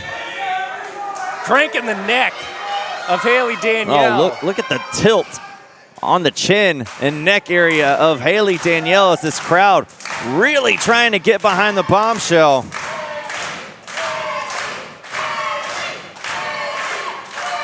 crowd used to fighting losing efforts. Well, right now, the winning effort is Haley. Oh, she broke it up, but Isaac kicked to the midsection, just enough to stun Haley momentarily to give Isaac back the momentum as he picks her up and body slams her down. Pin! Oh, very lackluster pin. There was a ton of luster on that pin, Trent. What match are you watching? Watching the same one as you did, Dan, and Isaac chopping Haley. And I'm just seeing a dominant performance from Too Strong Isaac Morales. As Haley Danielle draped over those ropes, referee. And you can see right there, Haley gasping match. for air and just got absolutely destroyed with a backsplash. And Haley's in a bad spot right now. Look at over the the top rope. Oh, she got the knees up. Haley got the knees up. And Isaac across his back. Did not see that coming. As now this crowd once again trying to wheel Haley back up to her feet. No. Come on, Haley. Isaac fighting for justice. Everything that is right in this world. European uppercut. Clothesline, Isaac still on his feet. Haley off the ropes. Another clothesline, still has Too Strong on his feet. Missed line as Isaac kicked to the midsection from Haley. Oh, spinning maneuver right there. Neck breaker from Haley. Cover, 2. Oh, I thought that could have been it. Only a 2 count. Come on, Isaac. Match continues on.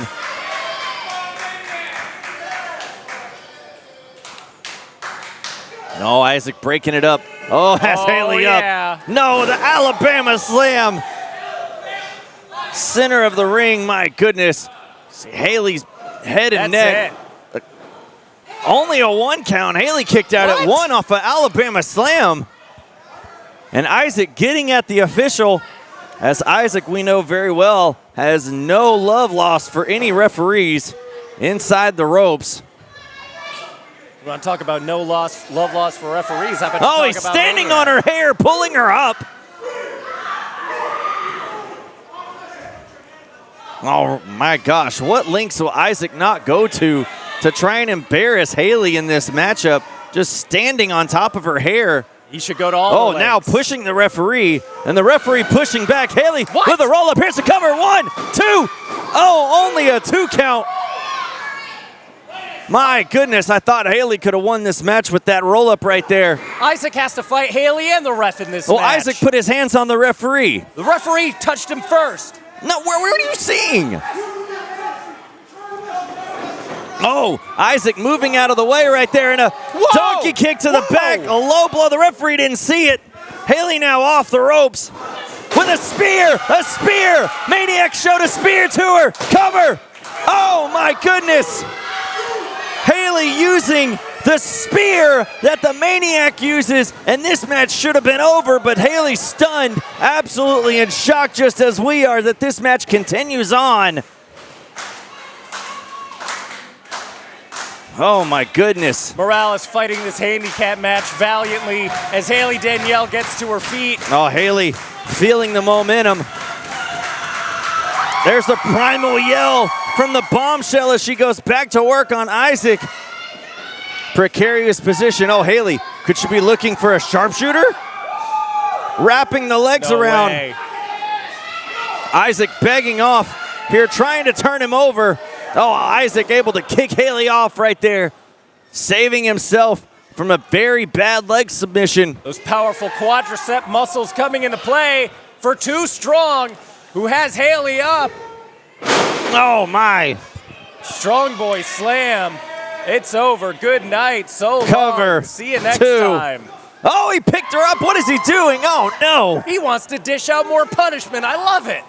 Isaac, you had this match won. You had your wish. You had it over with. Maniac staying fire. What he and wants. now the Kata Hajime. That's what he the wants. Kata Hajime now on Haley Danielle, and she has no choice but to give up.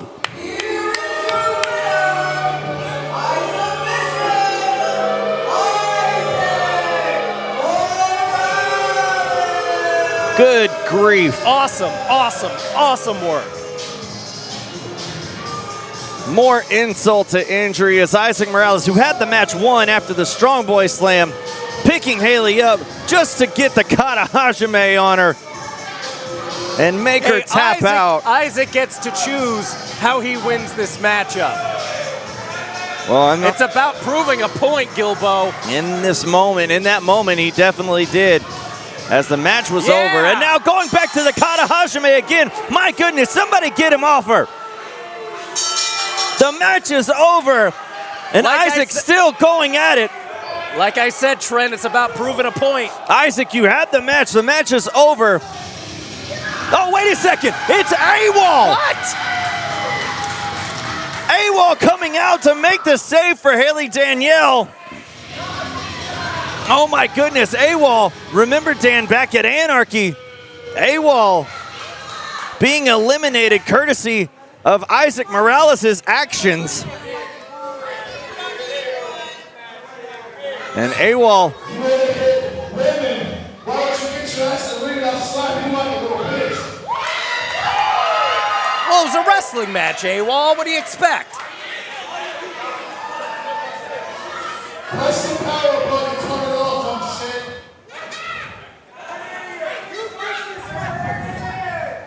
Why is everybody against Isaac here? There we go. Now, this is the voice y'all want to hear, I know. Listen, dog. AWOL, I just had a match. I'm tired, but it looks like you still want to get inside my business. I don't really appreciate it. All right? If you want to be inside my business, if you want to be off the mic, Bill, how about this? Next month, you can also have a chance to get Maniac rehired. I'll beat your ass all next month. I'm down. Let's go. You're willing to fight? If you're willing to fight for it, don't worry, because you won't be fighting me. Oh, what is that? What other pussy shit is that? Watch your mouth. There's kids here, idiot.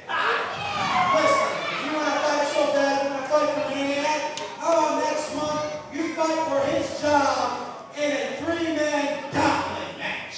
Oh. 3-man gauntlet match? 3 men. I get to beat the shit out of 3 people? You're on. Oh, the challenge has been laid out. I'm gonna come smack you around too. Well, the challenge has been laid out and accepted by AWOL. Next month, we'll have a 3-man gauntlet match. The opponents of the choosing of Isaac Morales. And if AWOL can find his way through all 3 opponents and obtain the victory, the Maniac will be rehired. How many chances is this guy gonna get? Well, apparently as many as it takes at this point. AWOL willing to challenge and fight for Maniac's job, as well as Haley Danielle, unfortunately, on a losing effort to do so here tonight, Dan. Get her some oxygen. Well, as we continue on here at Livewire tonight, we have T-Ray going up against his mentee. Who got T-Ray his job back? His protege, Kane Carter, in this matchup. These two, you know, Dan, about a year or so ago, running roughshod across PWF in the team of Disarray, but as T-Ray lost that championship, he unceremoniously retired. The team seemed to be broken up, and Kane Carter went on his own. And ever since then, actually, has done pretty well for himself, becoming the Ascension champion in the process. And now he finds himself in a one-on-one match against his former mentor, the returning T-Ray. Well, we're going to see another retirement tonight, I think, in the form of T-Ray getting disposed by Kane Carter. Let's go to the ring. Well, fans, lots of surprises, and there's more to come. The following contest is sponsored by Fight Forever Wrestling Blog. And it is scheduled for one fall.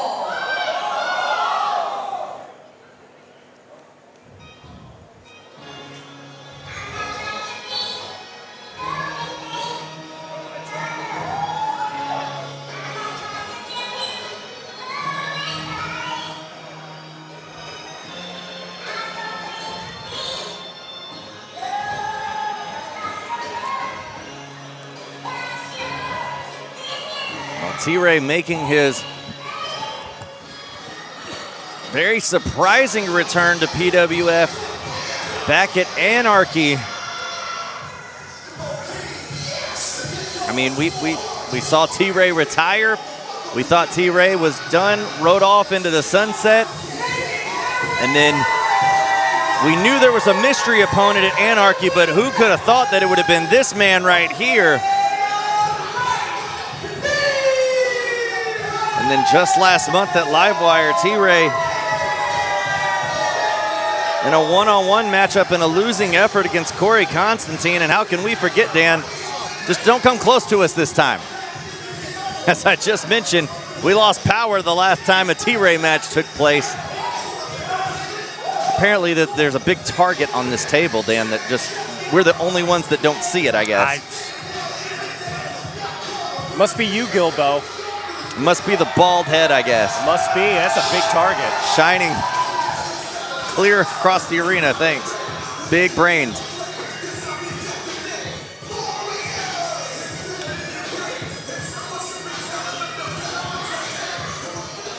T-Ray amped up for his matchup with Kane Carter.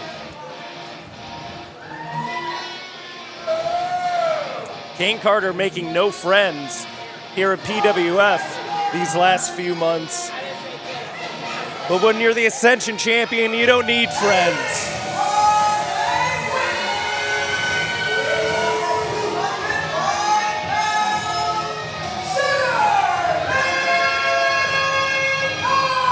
Sugarcane.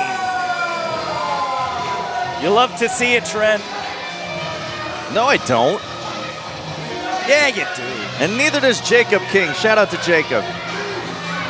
Kane Carter has been a stain here in PWF for quite some time, and now as the Ascension champion can call his shot anytime, anywhere for that PWF Premier Championship that Brick Savage holds. There you see him not making any friends at all right there. T-Ray definitely pacing back and forth. Can't wait to get his hands on Kane Carter, as T-Ray has been speaking very unkind things of his former mentor. But that's the type of personality that Kane Carter is. Very selfish, self-centered. And I can only imagine how much it would increase if that Ascension Championship became the Premier Championship. Some people in the front row here holding up FCC signs. I don't know what the Federal Communications Commission has to do with any of this, but I digress. I would tell you, but it's a, like I said, it's a family show. Even Isaac mentioned it's a family show. Yeah, AWOL. The Ascension Championship not on the line here, ladies and gentlemen. Non-title match. Oh, there you go, Dan. That's what the FCC stands for. You can hear the audience here in Premier Arena and watch. If you're watching on IWTV, hear it very loud and clear as the two men stare down one another. A long time coming. These two men ran in the same circles, rode the roads together. Who's Kane Carter?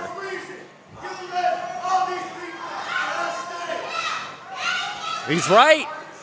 There you hear Kane Carter airing his grievances towards T-Ray about T-Ray retiring, and all the while Kane Carter stayed here, which is right. We've seen Kane Carter go about it on his own and become a champion. Very successful for himself. And that shot right there was caught by T-Ray. Oh, that knuckle lock right there by T-Ray. You see the strength wrenching down on Kane Carter's arm. Got caught once more with that kick, spinning him around. Oh, T-Ray got caught. Kane Carter scouting that chop. As we said, these two know each other very well, Dan. So far, neither man able to get the upper hand. Exactly, Trent. If anybody knows what T-Ray is capable of, it is one Kane Carter. T-Ray working on the arm. Kane Carter missing on the drop kick. T-Ray quickly on that side headlock, keeping Kane Carter at bay for the moment. Headlock takeover, Kane Carter real quickly to a leg lock across the head, and T-Ray kip up out of it. Oh, these two, man, they're going right at each other in every move, every offensive maneuver has an answer or a counter. T-Ray once again holding Kane Carter down with an arm bar. This is one of those situations where I may have taught you everything you know, but I didn't teach you everything I know. Oh, head scissor takeover, leg sweep by T-Ray, kick out, no count there. Oh, missing on that super kick. There's a pin attempt right there. Oh, trying to pick up. Kane Carter got the shoulders up as T-Ray picking up Carter. Oh, and dropping him down. Didn't quite get all of it. Oh, wait, Kane Carter stopped. What did Kane Carter stop for? He was going to rear back and punch T-Ray.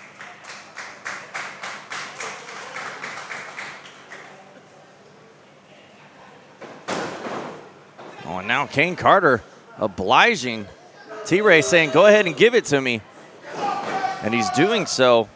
It doesn't seem to be having the effect on T-Ray that Kane Carter bargained for. It looks like it just pissed off T-Ray.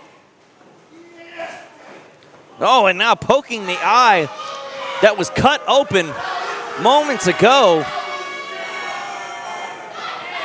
Beautiful Fargo strut from Kane Carter. Whoa! Oh, T-Ray doing it just the same, and now both men are going to have to go about this match with one eye. Spinning Carter around off the ropes he goes, drop down. Oh, leapfrog, Kane Carter had it scouted, coming in hot. It's a boot to the face from Carter to T-Ray, and now Kane Carter sending T-Ray no countered reversal. Oh, T-Ray going over the top rope as Kane Carter ducked out of it. Carter. T-Ray in no man's land, there goes Carter. Oh, got caught on that springboard crossbody. Oh, T-Ray hoisting up. Oh, this is bad right here. Oh, T-Ray looking to go shoulder first for Kane Carter. Pumped on the brakes is T-Ray, and now the men both fight on the outside. Clubbing blows to the back of Kane Carter from T-Ray, who's taking control of this matchup. Face first into the apron there, and now T-Ray rolling in, breaking the count. Smart of T-Ray, as the referee's count be getting too close to 10. Oh, a chop right there in the front row seat, leaning the chair back, all that momentum, nearly taking Carter backwards. Whoa. Oh, and T-Ray, I'm sure that's not on the diet. Hey, Kane Carter has his nutrition honed in. Unlike you stuffing your face during intermission. That was a very healthy meal, if you saw it on social media. Whoa! Picked up. Backdrop on the apron. T-Ray showing that he can still dominate in and outside the ring. Kane Carter no worse for wear right now. As T-Ray just taking it to Kane. Kane get the boot up. Able to block that punch. And now Kane. Kick to the back of the head stuns T-Ray. T-Ray walking around on the outside. Springboard all to the outside from Carter, taking both men down. And this referee's got to get control of this matchup. And Kane Carter standing tall in the front row seating. Well, Dan, I mean, both men are breaking up the referee's count before she gets to 10. I mean, as long as they do that, they could fight on the outside all night if they wished. I think the ref's just going to let him go. I would too. This is a fight. Carter rolling in, only a 2-count vicious kick out from T-Ray. T-Ray trying to get some strength right now. Well, Carter just standing on the arm of T-Ray right now. Rubbing it in. Oh, Kane Carter could be weakening that arm for the Carter crossface. Tenderizing that shoulder of T-Ray. That Carter crossface we've seen Kane use time and time again in retaining that Ascension Championship. And that's exactly what it appears to be doing right now, is that shoulder definitely in a bad position, weakened position. And I mean, if that shoulder's, let's just take that shoulder out of the equation. It's going to be hard for T-Ray to get that T5 on Kane Carter. As we said, Kane Carter, there's probably nobody in PWF that knows T-Ray as well as that man right there who is brutalizing him right now.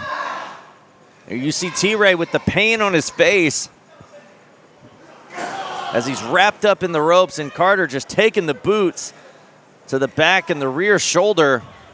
Great strategy here, Kane Carter.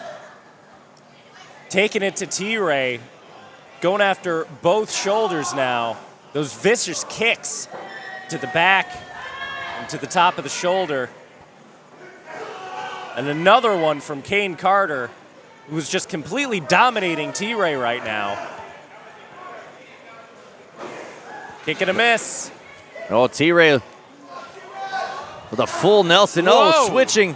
But there's the damage. The damage has been done. T-Ray going for a German suplex, not able to do so with only one arm. And taking those big power moves out of the arsenal of T-Ray is really going to handicap him going forward in this contest. Oh, T-Ray trying to shake it off. Oh, a one-armed German suplex. Unbelievable. Oh, T-Ray now with one arm with a body slam. My goodness. T-Ray can wrestle this match with only one arm, it seems. Now has Kane Carter up. This could be T5. He has him up. Could this match be over? Carter lands on his feet, though. Oh, trying to take T-Ray down. Looking for that Carter crossface, and T-Ray rolling through. Oh, looking for a stretch. But Kane Carter's right there on the ropes. Great ring awareness by Kane Carter. Able to get to those ropes quick, so T-Ray wasn't able to lock it on. Now, T-Ray had that STF applied, but Carter was right there on the ropes already. Luckily for Kane, able to break it up.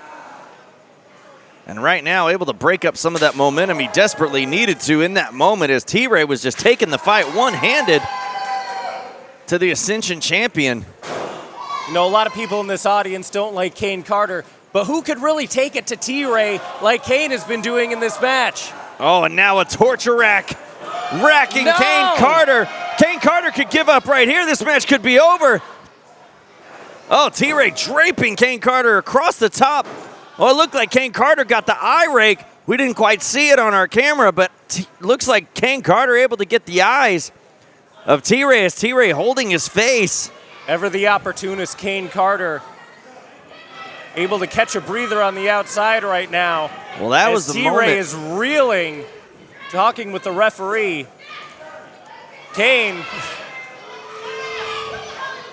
is he trying to get himself counted out here? Kane's going to the back. He's done. I think he's proven his point. Well, the referee continuing to count, admonishing Kane to get back in the ring, but Kane wants no part of it as he continues to walk towards the back. T-Ray standing in the middle of the ring. Stunned as we are, as the referees count now up to 6. And T-Ray stopping Sherry from continuing to count. He's saying he needs to finish this. Take the win, T-Ray. What's the problem? Well, T-Ray doesn't want the victory like that. Apparently wants to take the fight to Kane Carter, as now T-Ray to the back. And then you can hear, ladies and gentlemen, we could hear a little bit of the commotion in the back there, as now Kane Carter rolls back through. It looks like T-Ray found him.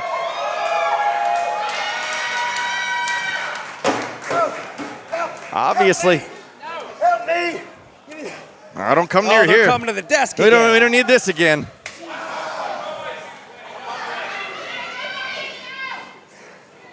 T-Ray not taking the win. He wants it in the ring, getting Kane Carter back into position for a big clothesline and another.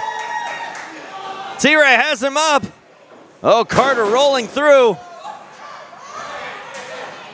Slapping the hands, able to break the hold momentarily, and now T-Ray. Oh no, Kane Carter taking T-Ray down. This is a Carter crossface. Kane has the Carter crossface applied. T-Ray is down. Nowhere to go. Tap.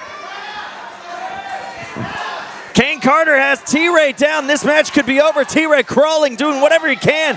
Reaches back with his leg and gets the bottom rope. Oh, Kane risking disqualification, able to break the hold before Sherry got to the count of 5. What does Kane Carter have to do to put away T-Ray? Well, can Kane Carter put away T-Ray? Oh, he can't run. He can't hide. Nope, we've seen that. Big back body drop from T-Ray. And here comes the ray of light.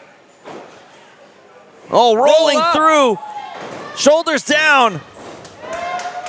Only two. Here comes T-Ray. Discus lariat turns Carter inside out. And both men are down. As the referee begins to administer her count, T-Ray quick to his feet. And we hear what the HPA thinks of Kane Carter as Kane is set up on the back of T-Ray. What is T-Ray thinking? Here we go. Oh, T-Ray looking for, oh no, got countered. Hurricane Rana by Carter, and now What? Blue Thunder Bomb. That's it, that's it. Oh. Well, the referee is saying that the shoulder was up. The momentum of Sherry's hand came down. The match continues. Where's Maniac? Well, the referee saying it's only a 2 count. The referee's momentum of her hand came down before. And this match will continue on. Kane Carter upset about that, as anyone would be, especially when you could get a huge win against T-Ray right now. The wrist tape coming off. And just Kane Carter means business. Just trash talking T-Ray, shoving his foot across the face. And T-Ray has him up, picked him up on his shoulders. The T5!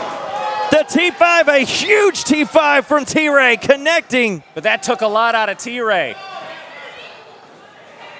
Oh, T-Ray just needs to crawl over any which way he can, drape an arm, something across Kane Carter, and this match could be over.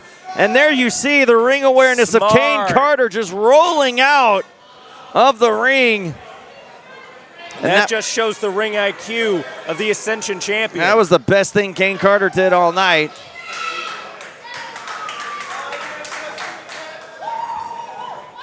Referee right now starting her count as Kane Carter crawling on the outside.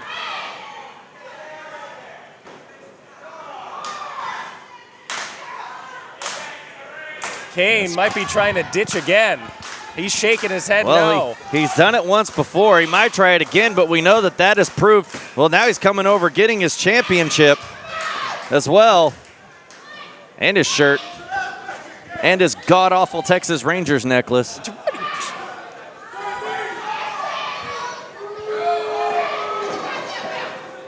Oh, and the referee has reached the count of 10. Kane Carter getting counted out here. T-Ray gets a victory by count out.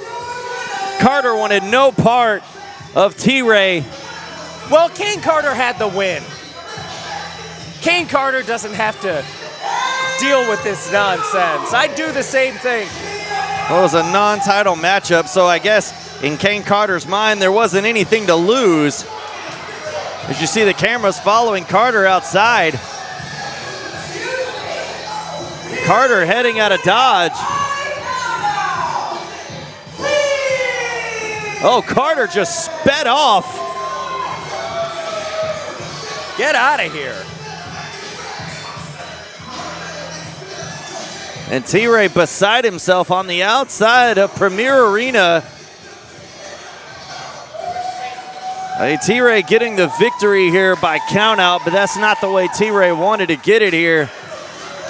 T-Ray came looking for a fight. Got a little bit, but not everything he wanted to, I'm sure, and is now asking for a microphone.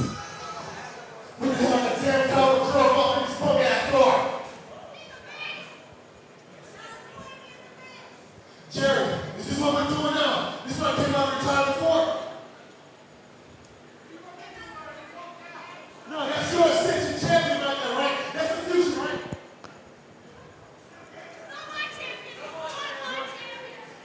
I'll be back next month. If he shows up, he's gonna die in the middle of this ring. Oh, well, T-Ray. Why doesn't Jerry fire T-Ray? You don't talk to the boss like that. Interrupting the show, you just gotta win. You got the purse. Take your money, go home, T-Ray. Well, you're gonna need to buy some more Epsom salt. Wow, ladies and gentlemen, what a fight that was. Unfortunately, not the outcome that I'm sure all of us were wanting, but we move on to our for yourself, Gilbo. Main event here tonight as Brick Savage will defend the Premier Championship against the challenging Alex Arsenal. As we mentioned on the pre-show, Alex Arsenal, a very credible opponent here inside Premier Arena. And will he be the man to be able to dethrone the world breaker Brick Savage? Well, Trent, like we were saying before, the big puzzle here in Texas is Brick Savage. Who's going to be able to figure it out? Alex Arsenal tonight? Could be. Let's find out right now in your main event. Well, fans, the time has arrived for those in attendance and those watching on IWTV. We have arrived at the main event. Main event time. PWF Livewire in the Houston Premier Arena.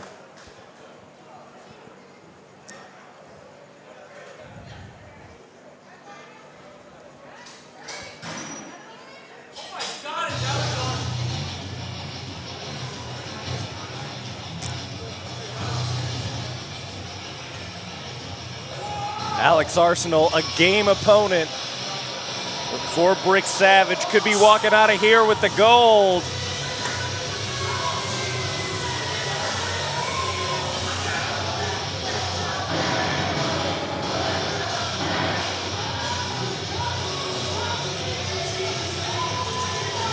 Well, in order to do so, he might need some of those bullets that he's wearing across his chest, because that may be all what it takes to take down Brick Savage.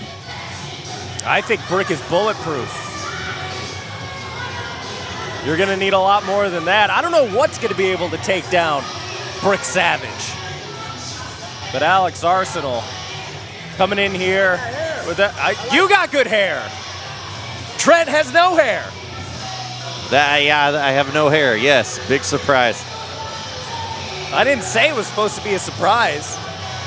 It's a real easy low blow shot. Lots of character shown there. You want me to think about it next time? I'm surprised you think at all. Alex Arsenal looking great. Headed into the ring, a lot of confidence, and you're going to need it. You can't let Brick Savage get to you. You can't let him get in your head. If you come into this match scared, you're instantly going to lose. That's one of the advantages Brick Savage has. He's so intimidating, so big, so strong. Alex Arsenal coming in here with a load of confidence. I say he might have a pretty good shot tonight.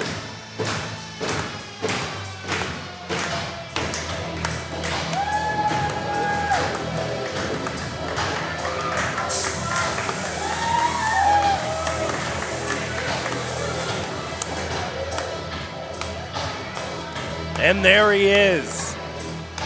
The world breaker, Brick Savage.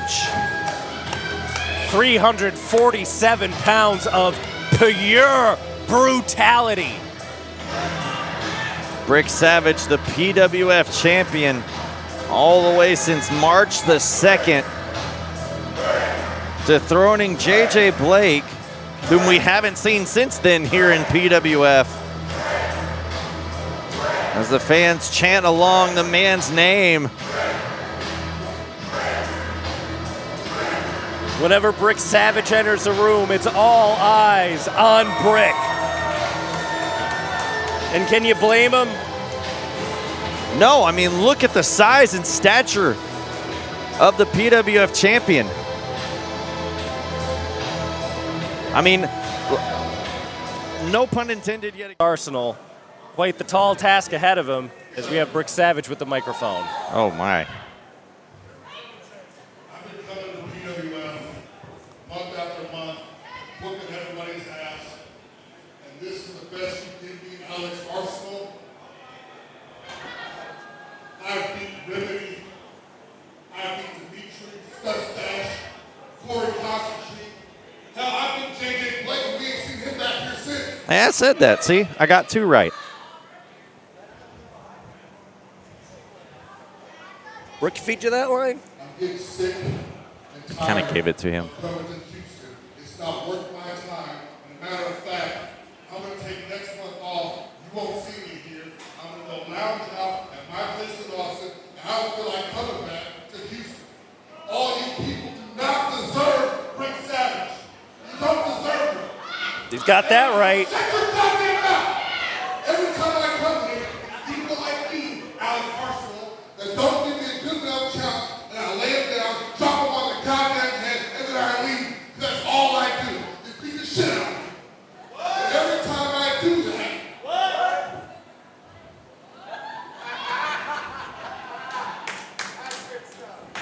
every time I do that, I get my pay, and I leave. Every time I walk in here for intermission, all you do is bug me, pester me, ask for autographs, ask for pictures. It's annoying.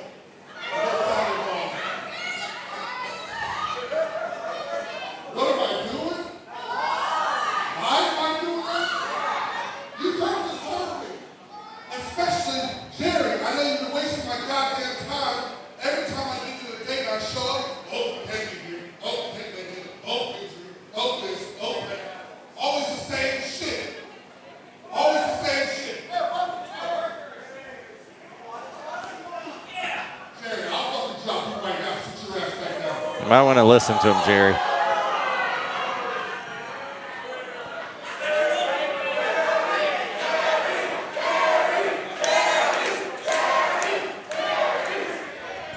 Flashback to 1997, He hasn't apparently. been on TV for a while. He's dead. Here having somebody good to work.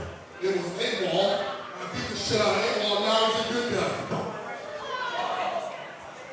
I like this Brick Savage guy. I'm on his good side. Doesn't seem like there's a lot of people around here in PWF that are on the good side of Brick Savage. PWF originals. Where's Maniac? I've never wrestled Maniac. I beat the shit out of him anyway. Never wrestled Maniac. Kane Carter, too scared of T-Ray. He's not worth the challenge. T-Ray came out of retirement. I'm going to drop that motherfucker once. If anybody else wants to do something about it, you can get in the ring right now and do it. But you're not. You're not going to do shit. You're sitting in the ring and watch. You are about to get your ass kicked. Well, how can you argue with that? Well, we'll see. Alex Arsenal came out all cocky. And then Brick Savage, unprompted, taking the microphone. Well, let's see if Alex... Certainly a psychological play from Savage right here. Well, let's see if Arsenal proves his nickname worthy, bulletproof. Let's see if he is. So far, nobody's been able to be against the PWF champion. Arsenal's going to have the speed advantage here. So going for a lockup, he's going to learn really early not to try to overpower Brick Savage. There's not a chance you could overpower the strongest wrestler in Texas. I mean, the man is an ex-pro power lifter, once squat 1,000 pounds, bench pressed 590 pounds, and an 850-pound deadlift. I mean, how could you absolutely think that anybody could possibly out-strengthen the World Breaker? Gilboa would take you days to get to that volume, combined. Years. I don't think I could get that much on a squat in my dreams.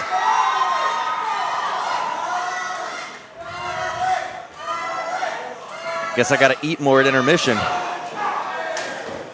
Eat a lot more. Alex Arsenal, headlock, no go, shot off. Huge shoulder tackle from the champion. Sends Arsenal right to the outside. Goodness.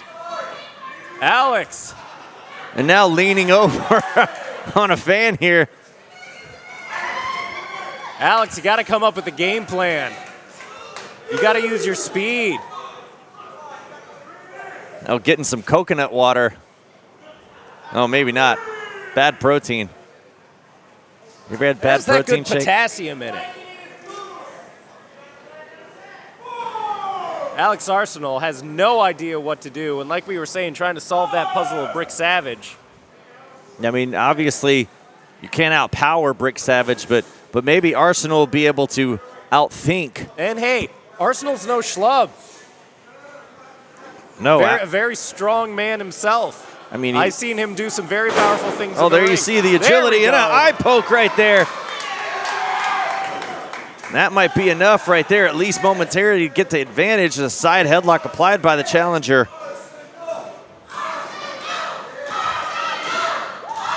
Crowd's starting to get behind Alex here. Alex Arsenal, I mean, 5'11", 211 pounds himself, not a small man. You see great physique on the challenger. Off the ropes he goes with another flying eye poke, drive-by. I mean, it may not be the most strategic plan, but it's definitely effective right now. Alex, stay on him. Don't let him get up. The Brick Savage can't see. How could he possibly be able to get his hands on his opponent? And Arsenal, oh my, no trying way. to lift up. I mean, that's a hefty lift right there. And an atomic drop. Oh, off the ropes goes Savage. Whoa! With a big crossbody. All 350 pounds across the chest and now across the midsection. Cover. That's it. Well, not just yet, as Arsenal kicks out. As we mentioned, Arsenal needs to keep in mind and be very weary of any moment that Brick Savage has momentum.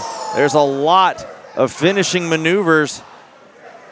A body slam is a finishing maneuver from Brick Savage. Well, that is true. Anything could be could finish off an opponent. We've seen Brick Savage finish off people with splashes, suplexes, straight punches to the face have been enough for the PWF Premier Champion. And the win just getting knocked out of Alex Arsenal. That speed and endurance going to be handicapped by all these big body blows and splashes and slams and clubbing blows to the back from the champion. We heard Brick, prior to the match beginning, airing his grievances towards PWF management about finding credible opponents for him. And thus far, as I mentioned, since winning the championship back in March, Brick Savage has defeated, and not just defeated, but really demolished everybody that has crossed his path for that very championship here in PWF. Arsenal off the ropes. Oh, that drop kick sends Savage to the outside. Savage landing on his feet, however. Here comes Arsenal off the ropes. Oh, pumped on the brakes, looked like he was going to go over the top and got on the apron of the double axe handle instead.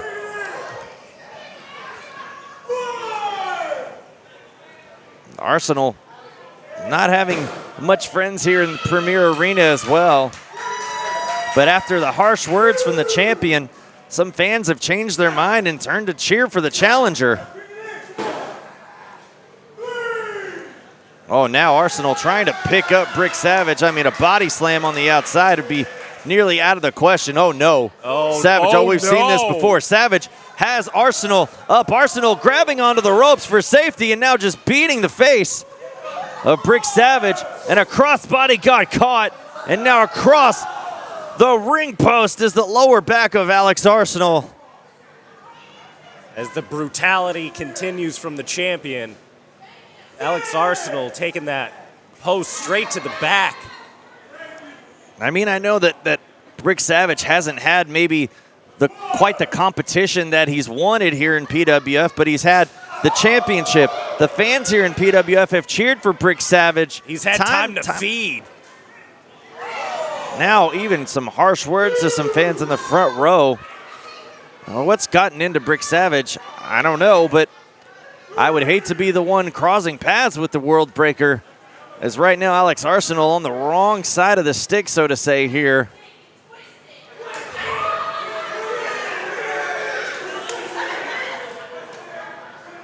I would hate to see what type of competition that Brick Savage would want. I mean, you got Alex Arsenal here, of course, made a name for himself all over Texas. Like I said earlier, no schlub. The referee now in the path of Brick Savage. This is a bad spot even as the official now backed into the corner. Savage with his attention diverted. A chop block from the challenger, taking Savage down to a knee. Back elbow from Arsenal. Now a knee to the side of the face. And Brick Savage is down. That's not something we've said and seen many times here, Dan. Is Arsenal now going for a cover? A 2 count from Arsenal. My goodness. Arsenal has to be a little more assertive on those pinfalls. He can't start celebrating before he gets the 3 count, especially when you're going up against Brick Savage. He's got to stay on him. Elbow drop by Arsenal once more, and Alex needs to stay on him, as you said. There cannot be any mistakes. You need to wrestle nearly a perfect match, or basically a perfect match, if you want to take down someone like Brick Savage.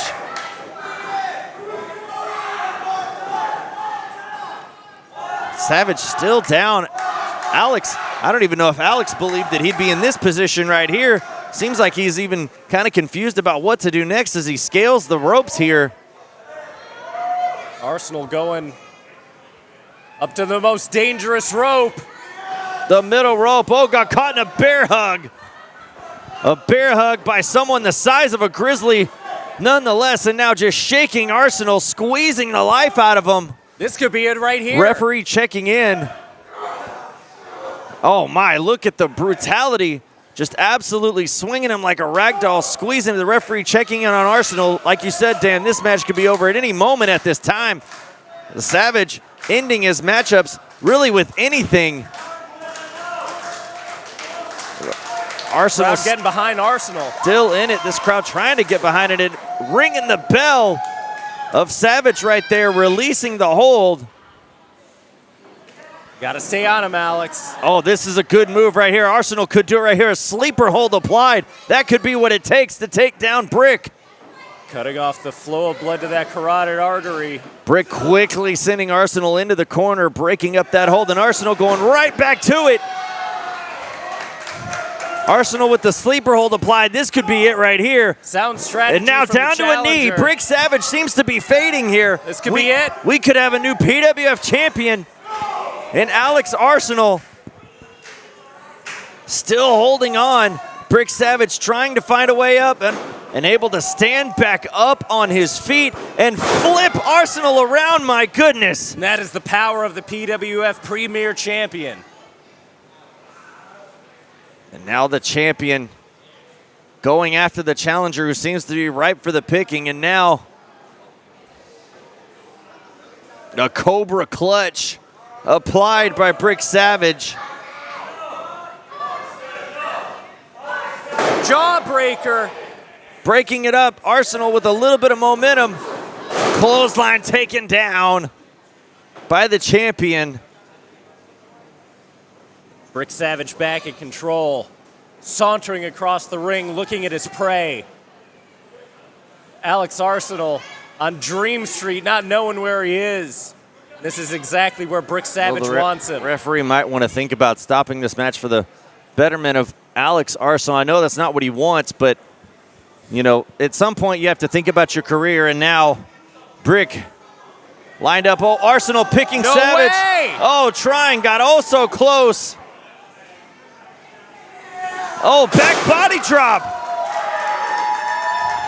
Alex Arsenal finally able to get Brick Savage up and over. And now raining down punches onto the head of the champion, Alex Arsenal. Arsenal has the champion down flat on his back and now going to the ropes. He's going for broke as he scales that turnbuckle. High risk, high reward. Oh, going up top now. Might be the only thing that could do it. Here comes Arsenal. Geared up, moonsault, lands on his feet. No one home. Oh, and Arsenal playing a little bit of a mind game here. Brick Savage unaware of it. Playing possum. This could be smart maneuvering from Arsenal right here. Now, shades of Eddie Guerrero, as we've seen in the past before, years ago. I haven't seen anybody try this on Brick Savage yet. Well, like I mentioned before, maybe outthinking Brick Savage is the key. Here's a kip up. Brick Savage didn't know. And now Arsenal taking the fight to the man right on top of the corner. And now Arsenal has Brick Savage on his shoulders. 350 pounds.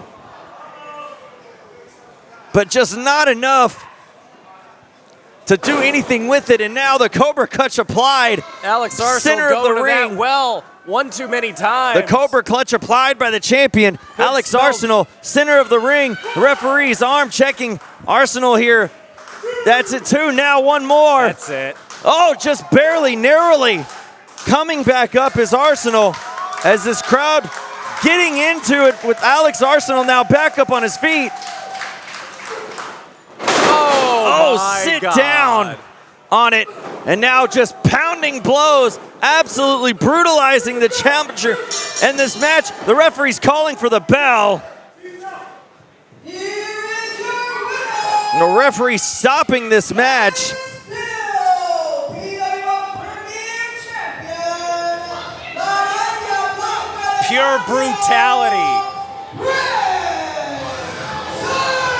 The referee stopping this match as Alex Arsenal in no shape to continue after just being brutalized by the champion. And Brick Savage proving his case here to management that there's no man credible enough to challenge Brick Savage. Alex Arsenal when you gave can just brutalize someone like that. Alex Arsenal gave it a sporting chance. Oh, and just spitting at the man who's been beaten down by the PWF champion. Well, Dan, who can it be? Who could possibly match up with Brick Savage? What is it going to take?